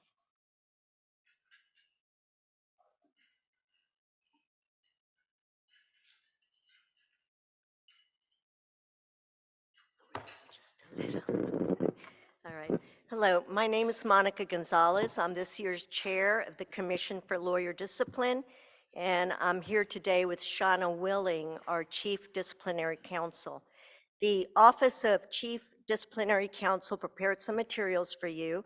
You have those materials, but I wanted to briefly go over the statistics for the first quarter, which is June 1 to August 31.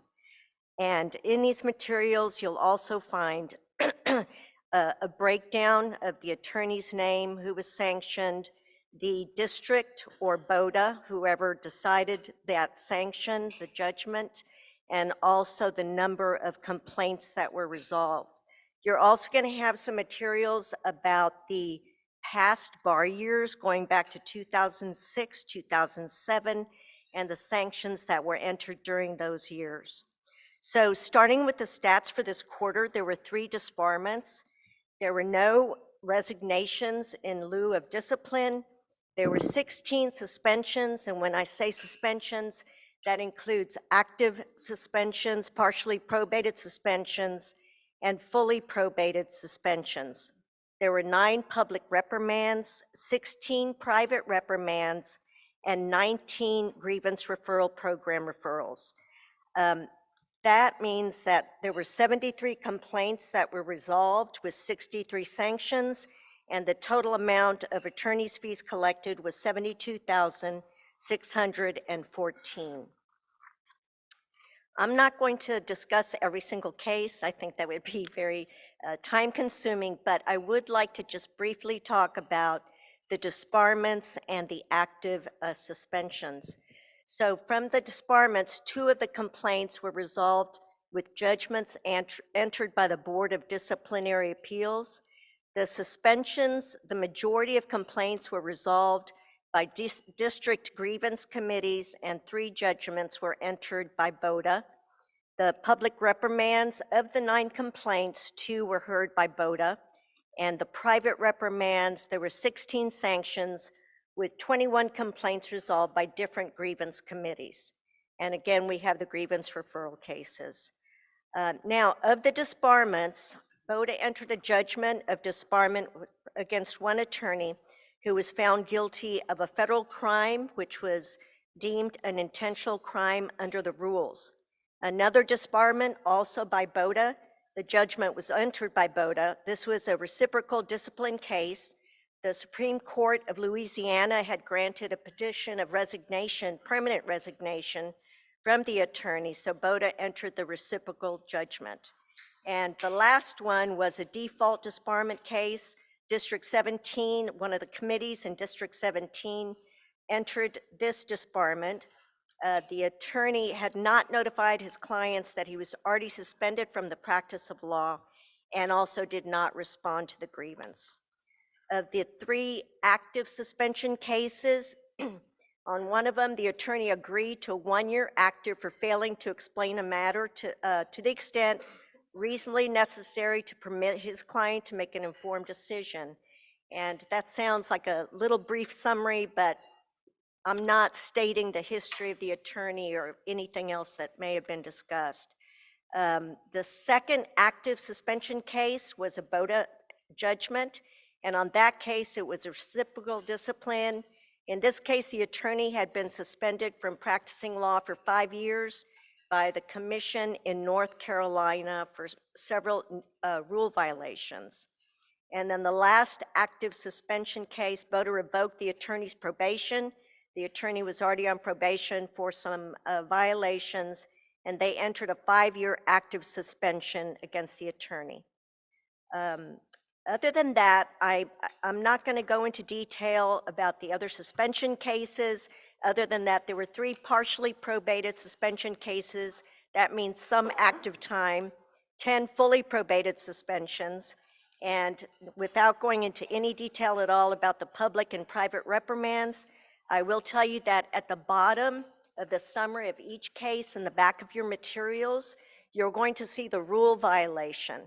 And this is not an all-inclusive list of those rule violations, but I will tell you that some of the violations that were entered against the attorneys was neglect, conscious disregard, not keeping a client informed to the extent that a client can make an informed decision, not responding to a grievance, not competent in the area of law, not dispersing funds, not rendering a full accounting, not notifying a client when the funds were received, not carrying out the obligation to the client, not supervising a non-lawyer in the office, making false statements to a tribunal, failure to refund advance payments of fees that had not been earned.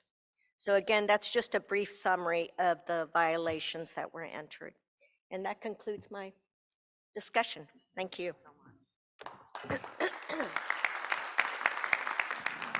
Thank you, Ms. Gonzalez. Any comments or questions? All right, well, that takes us to item 18 in the agenda. It's time for the report from TYLA President Laura Pratt.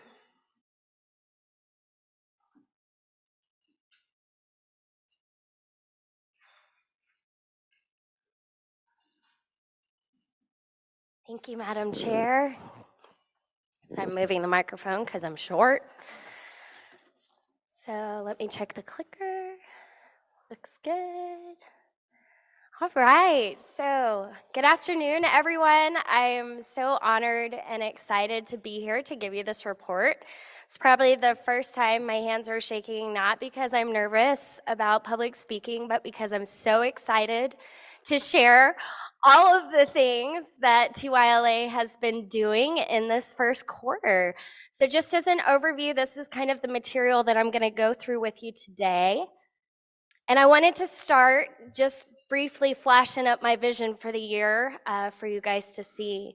If you'll remember in May, I shared this quote with you all, and it still is my heart for approaching the year with the TYLA board and the work that we're doing.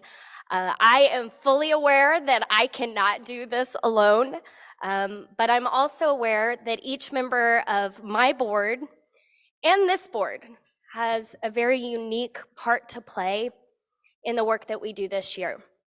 So I'm working hard right now to help my board kind of play their parts well with the support of this board and the full TYLA board and our incredible staff from the State Bar of Texas. Point of personal privilege, I would be remiss if I did not say a public thank you to our incredible TYLA staff members, Tracy Brown, our executive director, Bree Trevino, and Michelle Palacios. They have been instrumental in our success this first quarter and supporting me and supporting our board. And I'm just so grateful to have them along for this journey this year. So some highlights. I know you saw some pictures at the beginning of the meeting, so I love flashing more pictures up there towards the end of the meeting to kind of keep you guys engaged. The first picture there is from our TYLA Executive Committee meeting. This is an excellent opportunity for us to get together, plan, review all the projects, approve all our committee work for the year, and kind of just build the relationship before we go into leading the full board throughout the year. The next picture there is from the Local Bar Leaders Conference, as some of our other well-known speakers at the podium this morning kind of shared. It was a huge success. And not only because I managed to get a room full of lawyers to sing Piano Man, it was an excellent opportunity to connect with our local bars and our local bar leaders across the state. And I am so excited for the work of my team kind of in the presentations that TYLA contributed to the conference. And we have done a lot of work for this past year's meeting, but we're already putting plans into place for the programming that TYLA does even for next year, in hopes that we can help make that transition easier on the future TYLA boards and leadership. The third picture there is from the ABA annual meeting that was held in Denver, Colorado. TYLA Chair Ashley Email, Director Ritter, and TYLA Director Armin Salick attended that meeting along with myself. Director Salick was actually selected to receive the ABA YLD On the Rise Recipient Award.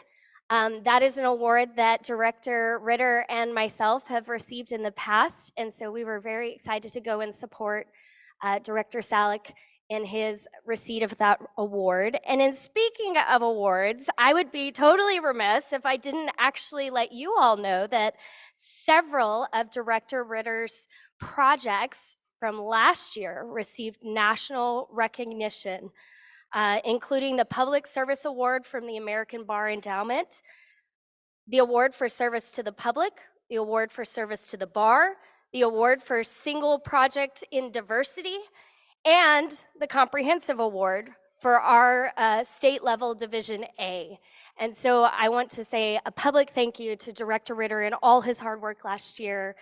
Truly, truly incredible to receive those national honors. And we at TYLA are so grateful for his leadership.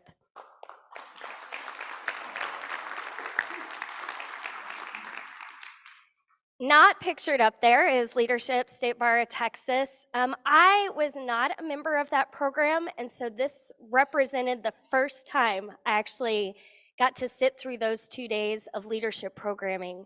And for me and the journey that I have had in bar service, I am just in awe of the incredible work that the bar is doing to encourage strength and leadership of our new lawyers, because that is so crucial to our success in leadership carrying on to the next generation.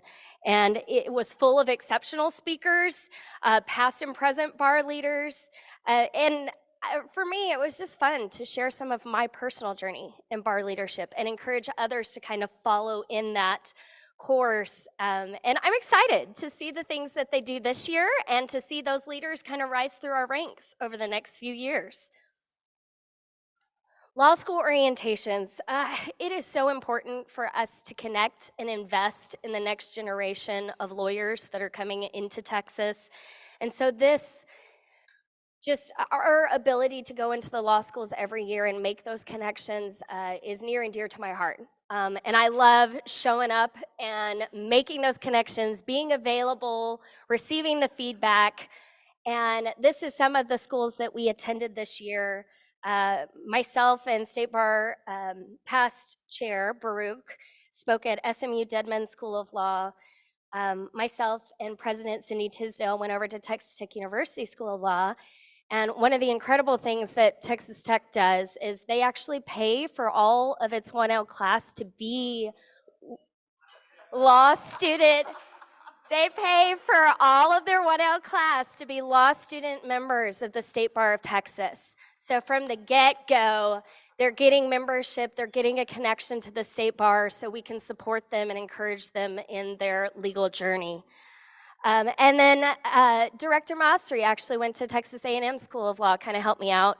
August is a little crazy in the Pratt House because my husband is a teacher and I have school-age children. So it was really nice for me to be able to go to meet the teacher night.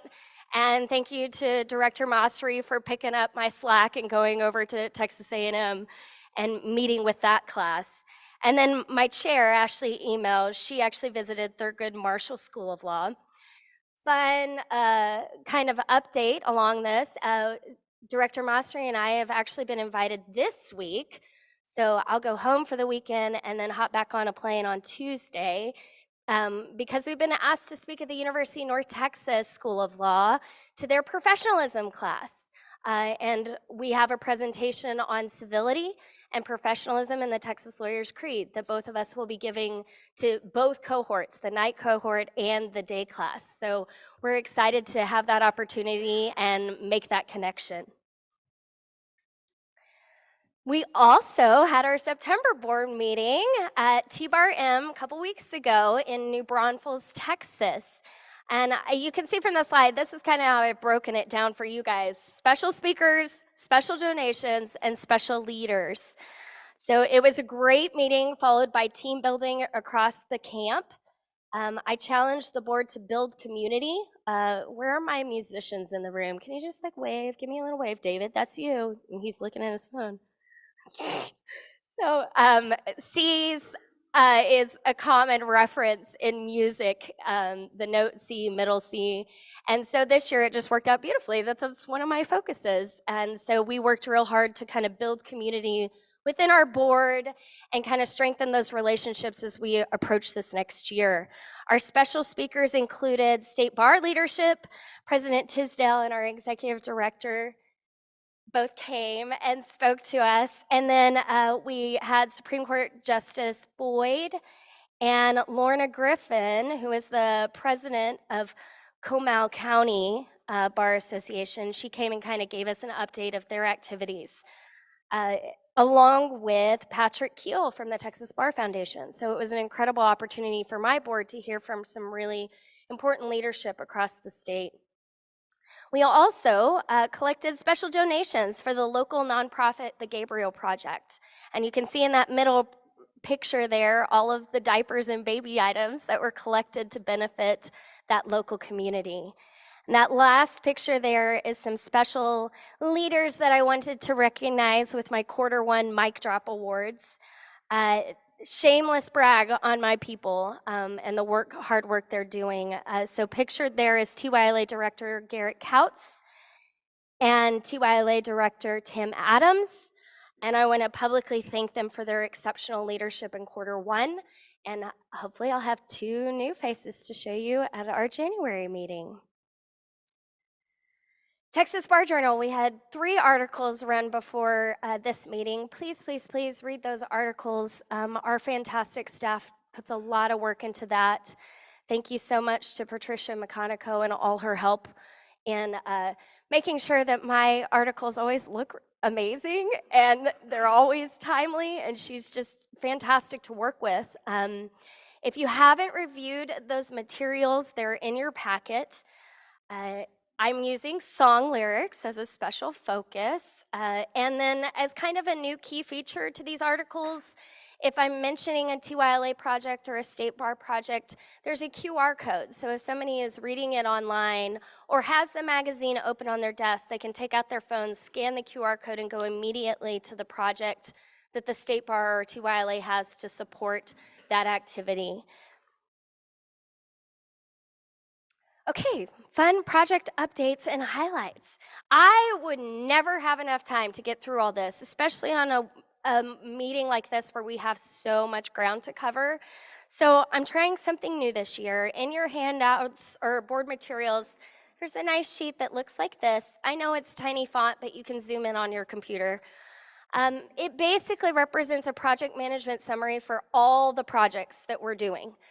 You can see who the ECA Executive Committee Advisor is for that committee work, the chair and the vice chair of that committee, as well as the project leads for each committee. So if you're looking for some exceptional leaders or exceptional young lawyers that you may know, please look at that list and the people that are doing incredible things on the TYLA board with their service and dedication to kind of the projects we're doing.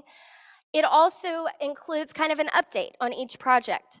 Again, I can't go through all of them, so please, please look at that, and I'm hoping that you guys can all track our progress as we complete different projects throughout the year. So also provided in your materials is a beautiful Q1 summary sheet that we actually have provided to all our local affiliates. So at the conclusion of our September meeting, Garrett Kautz, the fantastic Mic Drop Award winner, put together this 4-page summary of kind of all of our activities, and any local affiliate of the Texas Young Lawyers Association received that in a personal email as an update. This is what we're doing. This is what's coming up. And it's just a fantastic way to continue building those connections throughout the state of Texas. Now, to highlight a couple key projects, NTC stands for our National Trial Competition. I'll go into this a little further, but we have an amazing promo video that was done for us free of charge based on last year's competition. And if you've never looked into the National Trial Competition that TYLA does every year, please, please, please pull up that material and look at it. It's an incredible way for us to reach law students across the entire nation because our reach is over 1,000 different law students through the course of that competition. And we're so excited for the things that are coming up this next year. Adulting is kind of my signature project this year, funded by a grant by the Texas Bar Foundation. We are into the phase of drafting copy and planning videos. So I am hoping in January, I will be able to show you a very new website focusing on the rights and responsibilities that you attain upon the age of majority. And member services. Our member services committee is tasked with reconnecting and kind of supporting our local affiliates. They have done an incredible job this year in updating materials, constant communication, and I'm excited for all those reconnections that are being had in ways that we can support them. And then lastly, partnerships.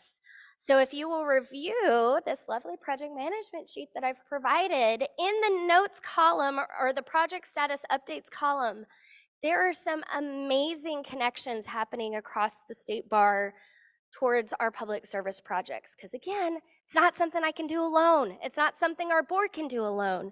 And so major shout out to State Bar of Texas Professionalism Committee, the Law Practice Management Committee, GP Solo and Small Firms Section, Northern District of Texas, University Federal Credit Union, the Youth Justice Alliance. I mean, the list could go on, but for right now, those are some of the key connections that we've had in accomplishing our project goals, and we're so grateful for that support. I put this on its own slide. It's also in your materials. It's an 8-minute video. Please don't let that scare you. It's because it's amazing. If we had time, I would show it to you now, but I'm providing the link.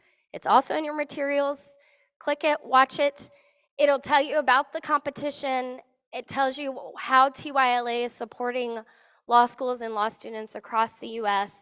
And in hopes that when we hit the spring and we're asking for volunteers in the Houston area to help us judge this competition, some of you will support us and maybe show up to judge, or put me in contact with some lawyers that may be willing to judge, because it takes a lot of people to run the competition, and so we're grateful for that help when we can get it.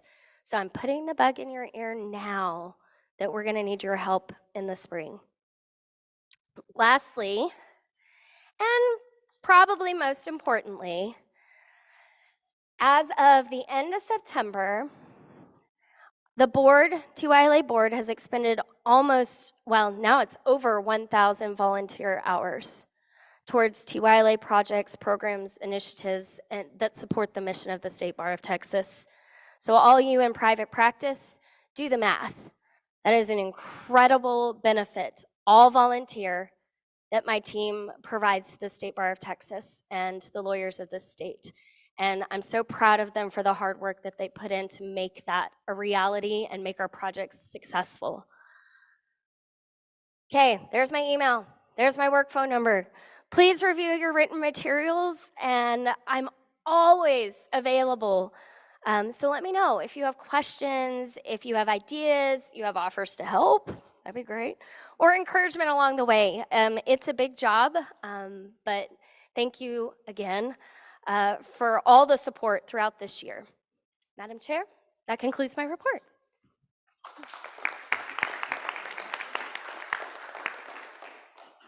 Thank you so much. Any comments or questions from directors about the report? All right, we are very fortunate to have Harriet Myers here with us in her capacity as chair of the Texas Access to Justice Commission, making her way up to the podium to give us a report. Thank you very much.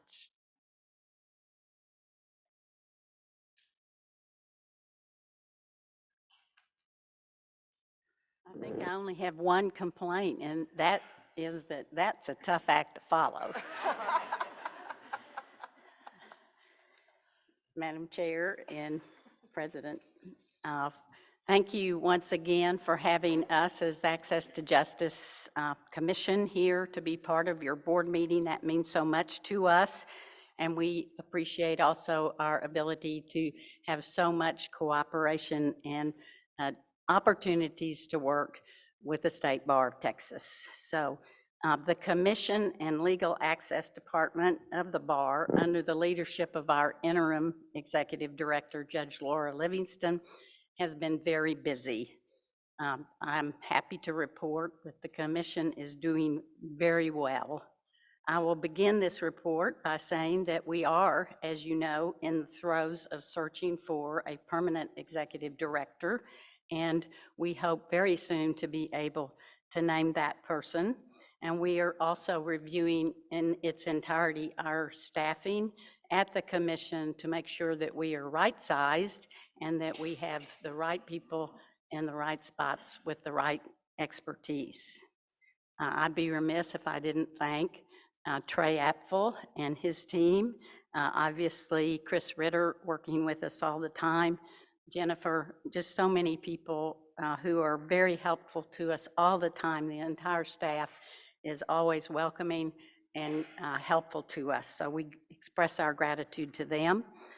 A major part of the Commission work over the year has related, of course, to the efforts of the working group assigned to address and make recommendations concerning the Texas Supreme Court's requests in their October 24th, 2022 letter.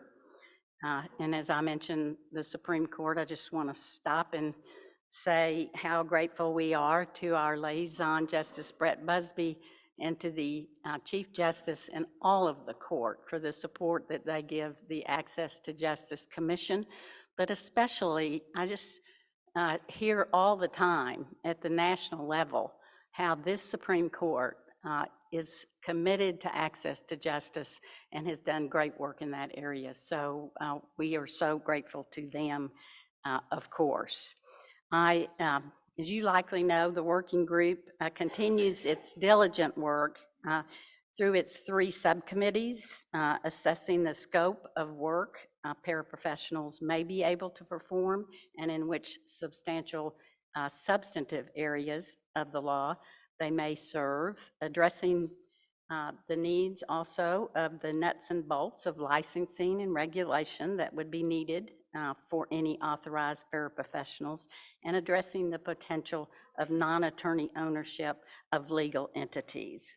The subcommittees, I can tell you personally, but I bet you've observed it too, they have done massive amounts of work, aided administratively by the National Center for State Courts. Their materials are available for review on the Commission website. If you are interested in the very specifics of what is being done, the materials are all there. And please make use of the suggestion email that is provided. If you have comments for the Commission or the working group, that would be gratefully received by us. I cannot express adequately the amount of expertise, study, hard work, and collaboration that this working group and our 3 co-chairs, Lisa Hobbs, Justice Michael Massengale, and Kenan Wooten, have expended in this effort. They are amazing. And as their recommendations come to fruition over the next months, everyone should know the thoughtfulness, the care, and the commitment that they have had in approaching responses to the Supreme Court's requests and to meet the recommendations needed by our commission to move forward with respect to their study and recommendations to us. I do want to emphasize again, just please go to the website of the commission and look at the work that's been done, and also make use of that suggestions email.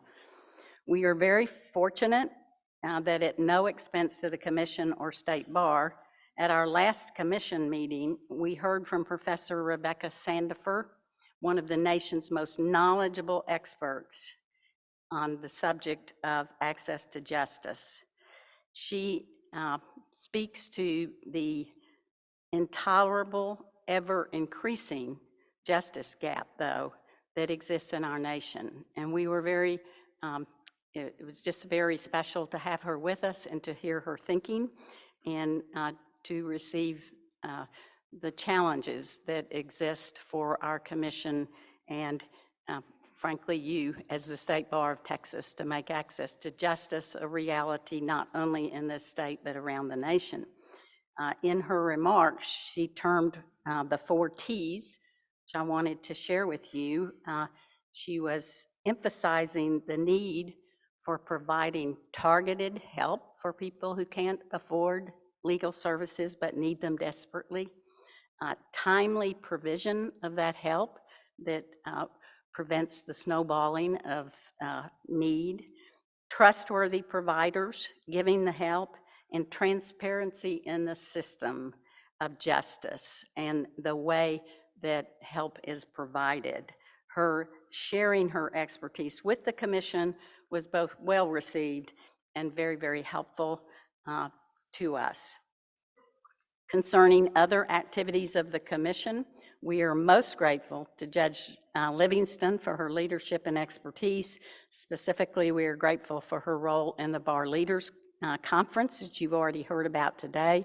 Very successful conference, and hopefully the Access to Justice track was appreciated. The reports were very strong in terms of its being helpful. In celebrating the success of the ATJ presentation there, Judge Livingston thanked all the individuals and committees for their contributions to that conference and especially to that track. The hope, of course, is that the lessons learned there will inspire new bar leaders to keep front in their minds access to justice as an important goal. The Legal Access Department Poverty Law Conference and Pro Bono Coordinators retreat meetings were held recently. Again, both very successful. Those meetings included opportunities for CLE and networking among the poverty law family. There were over 400 participants. The keynote address was presented by Rachel Rossi, who, as you probably know, is the director of the Office of Access to Justice for the Department of Justice. We are grateful to Trey for providing, of course, a warm welcome during that conference and an update on all of the state bar activities. And we have many other activities ongoing at the commission, but I know your agenda is long. I will mention our internship programs, which are undergoing examination, and hopefully we will do as best we can to help continue to have interns participate in the commission programs that will bring them along in their service to access to justice. This year we instituted a luncheon encouraged by one of our members at the commission, Alistair Dawson. He and Justice Massengale were sharing their experiences with the interns and also sharing how large firms and firms can engage in access to justice activities. We'll continue that practice from this time forward. It was such a great success. And we now move, of course, to our fall interns. And we would really appreciate any help that members of the board can give us in connection with those internships, both in terms of opportunities for where the interns could serve, but also in raising funds. Our stipends, frankly, are too low. We cannot compete for other activities that law students who need to also make a little money along the way. We just are not very competitive in terms of what we can offer. So if we could raise funds in those areas, it would be helpful. We have very active number of veterans efforts, which you will be hearing more about as time passes. And as the Veterans Day approaches, we'll be having clinics throughout the state, as occurred in July of this year. In concluding his report for the LSC, the leader of Legal Services Corporation has emphasized a number of times just how important it is that we provide our veterans the kind of legal services they need when they separate from service, and frequently it's legal problems that are the greatest obstacles to their proceeding with health issues, housing issues, stability and productivity, all of which, of course, they have more than deserved. And we want that for all of our citizens' access to our justice system. And certainly people who have fought to defend the system ought to be able to have access to it. Our commission hopes to partner in Houston with Tunnels to Towers, or I'm sure you've seen that organization advertised and promoted. It's a great organization providing veterans services, but particularly we are anxious to work with them in connection with a hotel that they are refurbishing in Houston. And we want to make sure that we are participating with them to provide needed legal services in connection with that effort. And we are continuing our strategic planning process, which you'll be hearing more about as time passes. And also, and I'll end on this, the Access to Justice Gala for Veterans will be held Again, next April, we're starting early on promoting that effort. Thanks to the amazing Chad Baruch for his stepping forward and trying to enlarge the number of supporters for that event and also make people aware of the value that is returned for investing in our veterans. So I'll end where I started. Thank you very much for having us on your agenda. Thank you for allowing the commission to do the work that it does. Your support and your encouragement is incredibly invaluable to us. So thank you very much.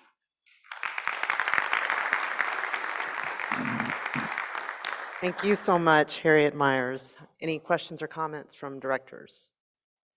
Well, speaking of a tough act to follow, Senior Justice Deborah Lehrman, it's your turn.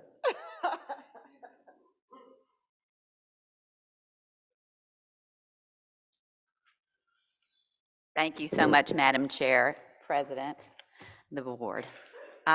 First of all, I want to thank my wonderful deputy and wonderful colleague, Justice Evan Young, for all of the work that he does on behalf of the State Bar of Texas as the liaison also for the court. So thank you very, very much. And Justice Young and I both, on behalf of the court, want to thank all of you so much for the work that you all do. We're so aware of the many, many volunteer hours that have been discussed today.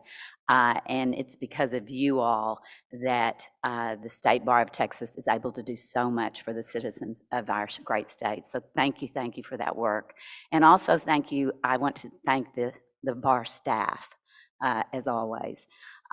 We have, I believe, probably the best bar staff in the country. And I can tell you that I know because I work certainly with Trey and with Jen and with everybody a lot. And the hours that they put in are magnificent. So thank you very, very much for that.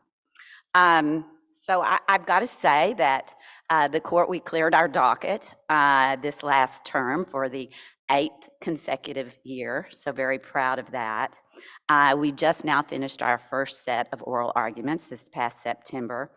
But in addition to all of that, our docket, our regular job, we've been issuing a lot of rules pursuant to the legislature's directive. They really kind of pulled one on us this particular session because they assigned over 30 projects for us to go forward on. And those projects include all kinds of things from jury summons rules, revisions to those, revisions to the sexually violent predator magistrate referrals, standardized will form revisions, revisions to the rules regarding permissive appeals, the electronic participation rule dealing with virtual proceedings in 4D cases, discovery and family law, which is significant, of course. The required disclosure was taken away, and now we've reverted back to a request for discovery in family law cases. The Code of Judicial Conduct we were directed to revise to impose more educational requirements on judges and to make public sanctions against judicial candidates who make false disclosures on ballot applications. E-filing rules were changed. Now court orders and notices must be delivered through the e-filing system. With regard to supersedious bonds, those rules have been changed to allow for alternative security in certain cases having to do with the amount of money that a person makes, or actually the value of their estate. The protective order kit form, we were directed to make modifications for those in family violence cases. The disciplinary rules, and I think this is significant for all of us, the standing requirements were modified to now regarding who can make a complaint. And so now they must have a cognizable individual interest for a complaint to proceed against a lawyer. So that was significant. We also amended our Rule of Judicial Administration 7 in response to Senate Bill 732, which is the post-Dobbs bill, which involved court confidentiality. The rule now provides that all courts must adopt a policy and implement training governing court confidentiality. We amended TRAP 6 to make it clear that non-lead counsel do not have to jump through the same procedural hoops to withdraw from an appeal that lead counsel must. And we amended the JCIT standards dealing with e-filed documents to specify that clerks must process e-filed documents on the same business day that they're received, absent extraordinary circumstances. So we've been very busy dealing with these administrative duties in addition to our other regular job, so to speak. I want to also, on behalf of the court, really commend the bar for recognizing Judge Clifford Davis today and Ms. Opal Lee for their exemplary service to our state over the past many years. Their remarks, I believe, speak directly to the reasons that I, and I know all of us in this room, are so proud of our profession and of what we do for the rule of law and for our society, and the importance of that can never be overstated. Unfortunately, focus groups indicate that there is a huge amount of cynicism towards the judicial system by members of the public. They simply think that we have a two-tiered system of justice, one for the haves and one for the have-nots. We know that that's not true. And I know that because of all of you, that perception can be changed. And as Ms. Lee said this morning, we can and must change minds. Through the work of this body and what you all do every single day, I know that those minds will be changed. Thank you.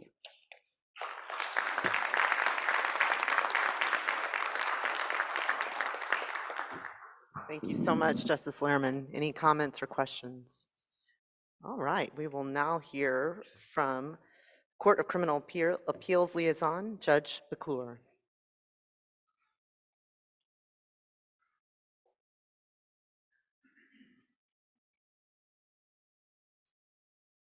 Good afternoon. First of all, I'd like to echo what Justice Lehrman said about Judge Davis. As a young prosecutor in Tarrant County, I had the opportunity to appear before him many times, and he was always a gentleman and a great judge. So I'm glad that the bar got to honor him today. We too just started our year. We're sort of like a school. Appellate courts are sort of like school. We seem to start in September. We had oral argument a couple weeks ago. And I know in a room full of maybe litigators or transactional lawyers that asking you to watch an oral argument might seem like an odd request, but we had a really interesting one involving a guy convicted of capital murder. And in the course of his trial, the prosecution offered Facebook videos of him singing interesting rap lyrics, and that was the topic of that oral argument. So I realize that I'm, an appellate judge and by definition somewhat of a nerd, so perhaps my recommendations might not hold as much weight as when I was a cool trial prosecutor, but it is worth your time to watch that. I think you would find that highly entertaining. One thing I want to say is that there seems to be, Justice Lehrman kind of hinted at it, there seems to be a perception about judges, especially now. Chief Justice Hecht gave a State of the Judiciary speech a few months ago, and he talked about how both sides of the political aisle have sort of abandoned the idea that judges should follow the law. They just want the judges to vote for their team. And I am going to be speaking at the Amarillo Bar Association in a couple weeks. Several of our judges, as well as Supreme Court, as well as Court of Appeals justices, often appear at bar events. If you're involved in a local bar and you want one of us to come, just call. Just send us an email and ask us to come. And You know, it may not be the day you want us to come, but we will come because we want people to know who we are, want people to know that we are committed to the rule of law, and we may make decisions that people don't like, but it's not because we're sticking our thumb on the scale trying to favor one team or another. It's because we have honest disagreements about these things. So please feel free to invite us to come and speak to you. Another sort of related to that idea is every spring our court tries to go on the road and hear oral arguments in different places. Last spring it was Waco, the spring before that it was Texas Tech. This year it will probably be SMU. So if you're in the Dallas area this spring, you should hopefully hear either through the Dallas Bar Association or other ways that we will be coming to Dallas. So feel free to come and watch. Feel free to hang out afterwards and say hi. And that leads me again to another thing, which is this. It has been my observation. I'm currently interviewing law clerks for next year, and it's been my observation that a lot of law students and young lawyers don't really want to go into criminal law for whatever reason. There are probably a variety of reasons. They're probably individual to each person. But there just seems to be a general overall either lack of interest or cynicism towards the criminal justice system. So if you know any young lawyers or if you know law students that are interested in criminal law, again, feel free to reach out to me. I'll talk to them. I mean, I really feel passionately about our criminal justice system, and I feel passionately about having people who want to do the right thing and do justice come join our system. So that's why we go to law schools and hear oral arguments, and that's why we participate in bar association programs, because we really want to get the word out about what we're doing in the criminal justice system. So again, if you know of anyone that's interested, or if you know of a program and you think, wow, it'd be really nice to have a criminal judge, I will find a way to make it there. I thank you so much for your time and the work that the bar does. I know our court really appreciates the work that the bar does. So just keep doing what you're doing, and I will see you at our next meeting. Thank you. Thank you very much, Judge McClure. Any questions or comments regarding that report? Okay, next we will hear from our Judicial Section Liaison, Chief Justice Rebecca Martinez.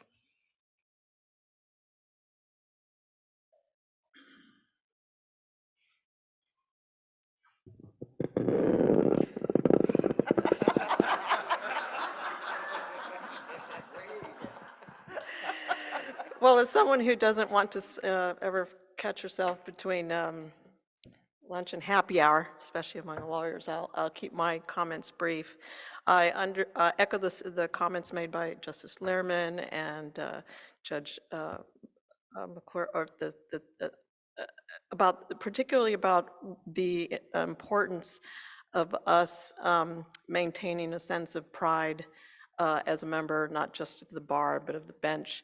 Certainly, the judicial section and the members there serve to not only promote the public's education about what judges do, what lawyers do, but we are making more and more strides and creating opportunities for members of the bench to be able to go into schools or serve as speakers, and every member of the judiciary, I think, to varying degrees, are certainly open to invitations. So I certainly encourage you as leaders in your communities to get more involved in connecting the bench and bar, and the schools really is where we start. So we had our annual judicial conference just earlier this month in Houston. We had a record number of judges attend. I think in large part it was post-COVID and everybody wanted to kind of see friendly faces again. We've also had an increase in the number of judges, new judges. We have our College of New Judges that will be at the Kalahari Resort in Round Rock in the next few weeks. And we have a large degree of associate judges who will be attending that college this time. So we look forward to those education opportunities for the judges.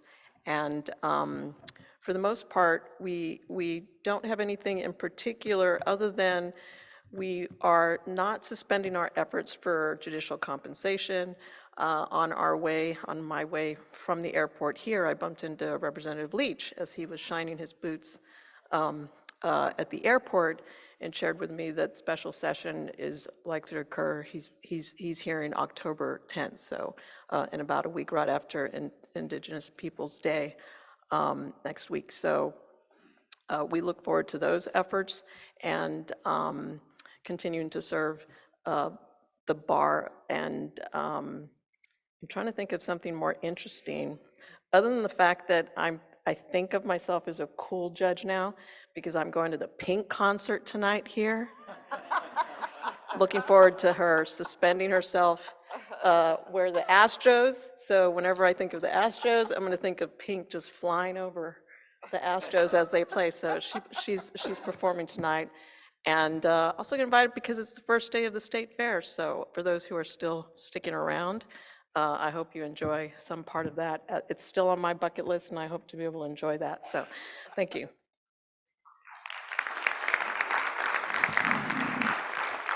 Thank you so much for that report. Any comments or questions from directors? I just have one question. What about us?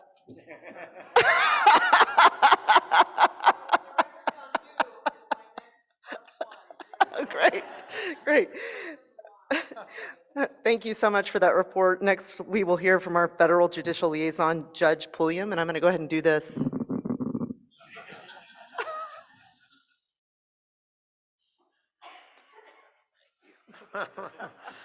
All right, good afternoon, Madam President, Madam Chair, and directors.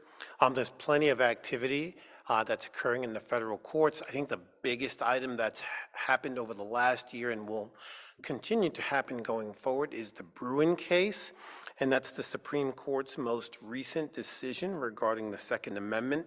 The court announced its newest doctrinal test for determining whether firearms regulations are constitutional, and that test is, for those unfamiliar with it, when the Second Amendment's plain text covers an individual's conduct, the Constitution presumptively protects that conduct.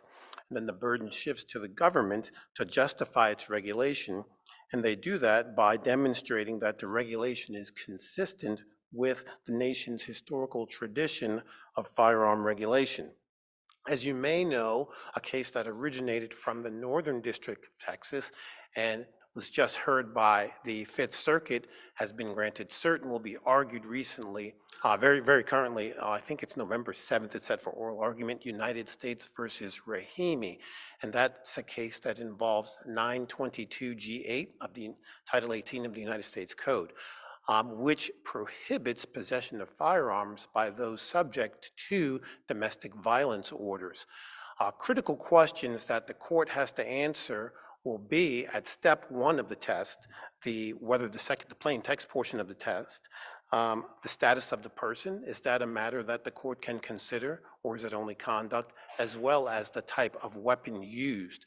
The court also has to address what the burden is, if any, on the challenger of the law before the burden shifts to the government, and then what exactly is the government's burden? Is it preponderance of the evidence? I think we assume that it is, but these challenges can be brought up in both criminal cases and in the civil context. I think for district court, federal district courts, what we have to contend with is the most frequently litigated provision of the federal firearms law, which is Section 922N, which prohibits possession of firearms by individuals who are under indictment. What does that look like in light of the Rahimi decision that will come out hopefully very early next spring? Other matters that are happening in the federal courts, we have a voting rights case that's actually being currently litigated in the San Antonio courthouse. Judge Xavier Rodriguez, one of my colleagues, is hearing that matter right now. It's a schedule for 2 months of litigation involving private parties, the state of Texas, and the United States government. Judge Ezra, sitting in Austin, is currently presiding over a case involving the state of Texas's ability to place a floating barrier in waterways between Texas and Mexico. Judge Ezra granted a preliminary injunction in that matter. A stay was put in place by the Fifth Circuit, and now the court has to take up that matter. Just earlier this year, the United States Sentencing Commission adopted a new amendment to the sentencing guidelines for 0-point offenders. Defendants are assigned points based on their criminal history. So 0-point offenders will receive a 2-point reduction in their offense level unless they are otherwise excluded by the new provision, which will be the new Section 4C1.1 of the sentencing guidelines, which is set to take effect this November. These exclusions include, but are not limited to, crimes of violence, individuals convicted of sex crimes, and crimes involving the use of a gun. And lastly, I'll state that there's litigation that's ongoing right now regarding a Texas law requiring websites to verify visitors' age before providing them with adult content. Does that violate the First Amendment? That's an interesting matter. It's currently in litigation here in Texas federal courts. I don't have anything cool to say. I know we've talked about the Cowboys and how they can break hearts sometime, and I'll just leave you. It's only funny if you're a Jets fan, but try being a Jets fan, then come talk to me. I turn it back over to you, Madam Chair. Thank you so much, Judge Bullion. Any comments or questions from directors? All right, well, next we will hear from our out-of-state lawyer liaison, Director Ismarat.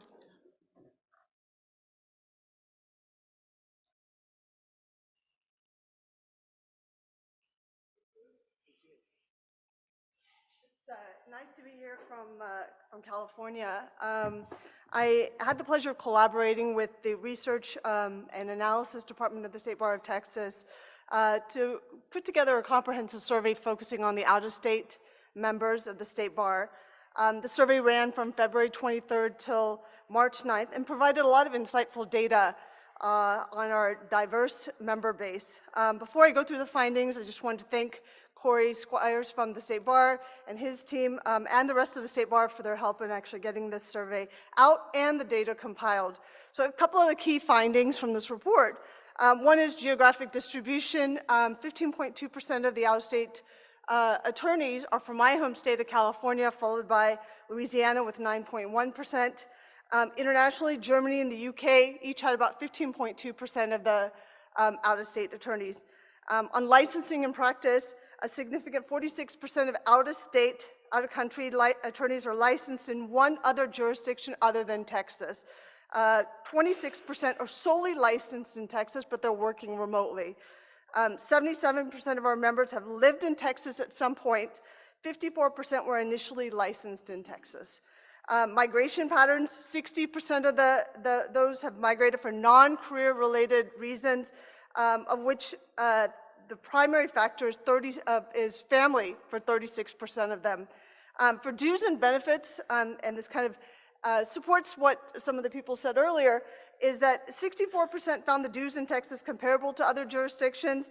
45% perceived the benefits of the state of Texas to be better than their jurisdictions, which is really nice. Some recommendations that I just wanted to put out there. Based on these survey results, one was enhanced communication, establishing stronger communication channels to keep our distant members more engaged, remote participation, finding ways to allow them to be more included in the activities of State Bar through remote participation, networking platforms, developing networking and mentorship platforms to bridge the gap between our in-state and out-of-state members, fostering a more integrated community within our State Bar. And then finally, more customized member benefits, if possible, that explore just really customizing a lot of the stuff that we offer as a State Bar that are more particular to their needs and preferences, given the fact that they're outside of Texas. I mean, the data from the survey really not only illuminates the professional dynamics of our members, but also lays the foundation of fostering a more inclusive and engaged member base, regardless of where we are located in the world.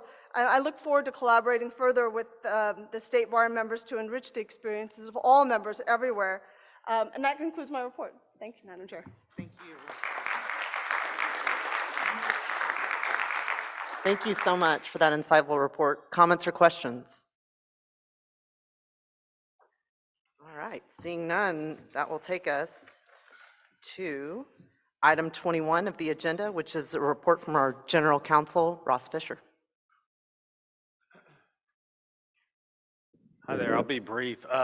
Following up on something that Justice Lerman said about the new standing rules, there's new legislation that went into effect September 1st that provides that you have to have an interest in a matter in order to file a grievance with the CDC. So I just, to dovetail with that, I would draw your attention to, I think, what is an overlooked provision in the policy manual, that's section 1.07. Take a look at it at your convenience, and it puts a duty on any board member to immediately, it says, immediately report misconduct to the CDC if it makes you question a lawyer's fitness to be a lawyer in Texas. So if you have any information about a rule violation that makes you question their fitness to practice law, you're supposed to immediately notify the CDC. It's a strange rule. I don't know how it's enforced. It predates my involvement with the bar, but I think that it's often overlooked, and so be aware of it because it does impose a duty on you. I think I'll be working with in-house counsel Chris Ritter and possibly the policy manual subcommittee to figure out if that needs to be updated or modified in any way because of this new legislation. That's it.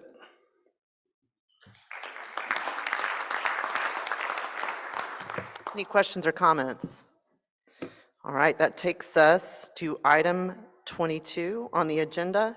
It's now 1:33 p.m. and the State Bar Board of Directors will recess the open meeting and reconvene in closed session as authorized by Texas Government Code Section 551.071 for the purpose of consulting with legal counsel regarding Harrison v. State Bar of Texas Insurance Trust, Turnbull v. Commission for Lawyer Discipline et al., Washington v. State Bar of Texas et al., and Yan v. State Bar of Texas et al., as well as legal matters relating to 1415 Lavaca, and is authorized by Texas Government Code Section 551074 to deliberate regarding personnel matters. So now, with the exception of board liaisons and section representatives, all other individuals, including non-essential staff and other guests, need to excuse themselves from the closed session. We will strive to notify the public when we're about 5 minutes out from returning to open session.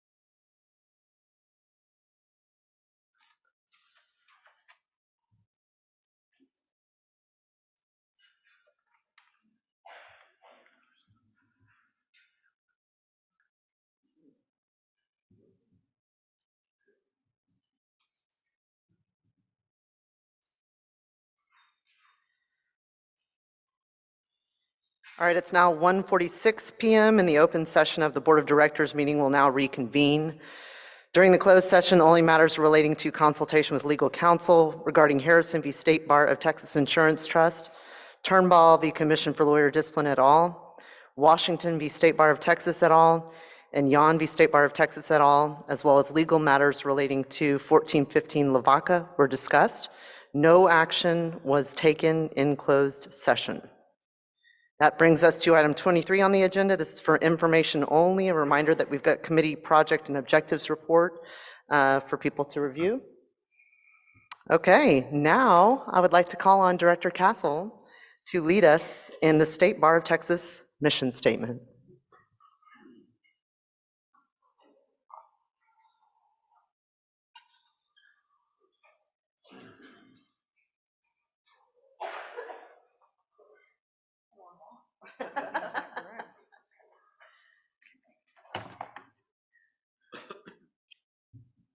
The mission of the State Bar of Texas is to support the administration of the legal system, assure all citizens equal access to justice, foster high standards of ethical conduct for lawyers, enable its members to better serve their clients and the public, educate the public about the rule of law, and promote the diversity in the administration of justice, practice of law.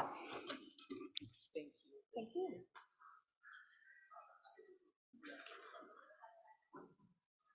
Thank you so much, everyone. Again, you're going to need to submit this form before you leave, but I will entertain a motion to adjourn. The collective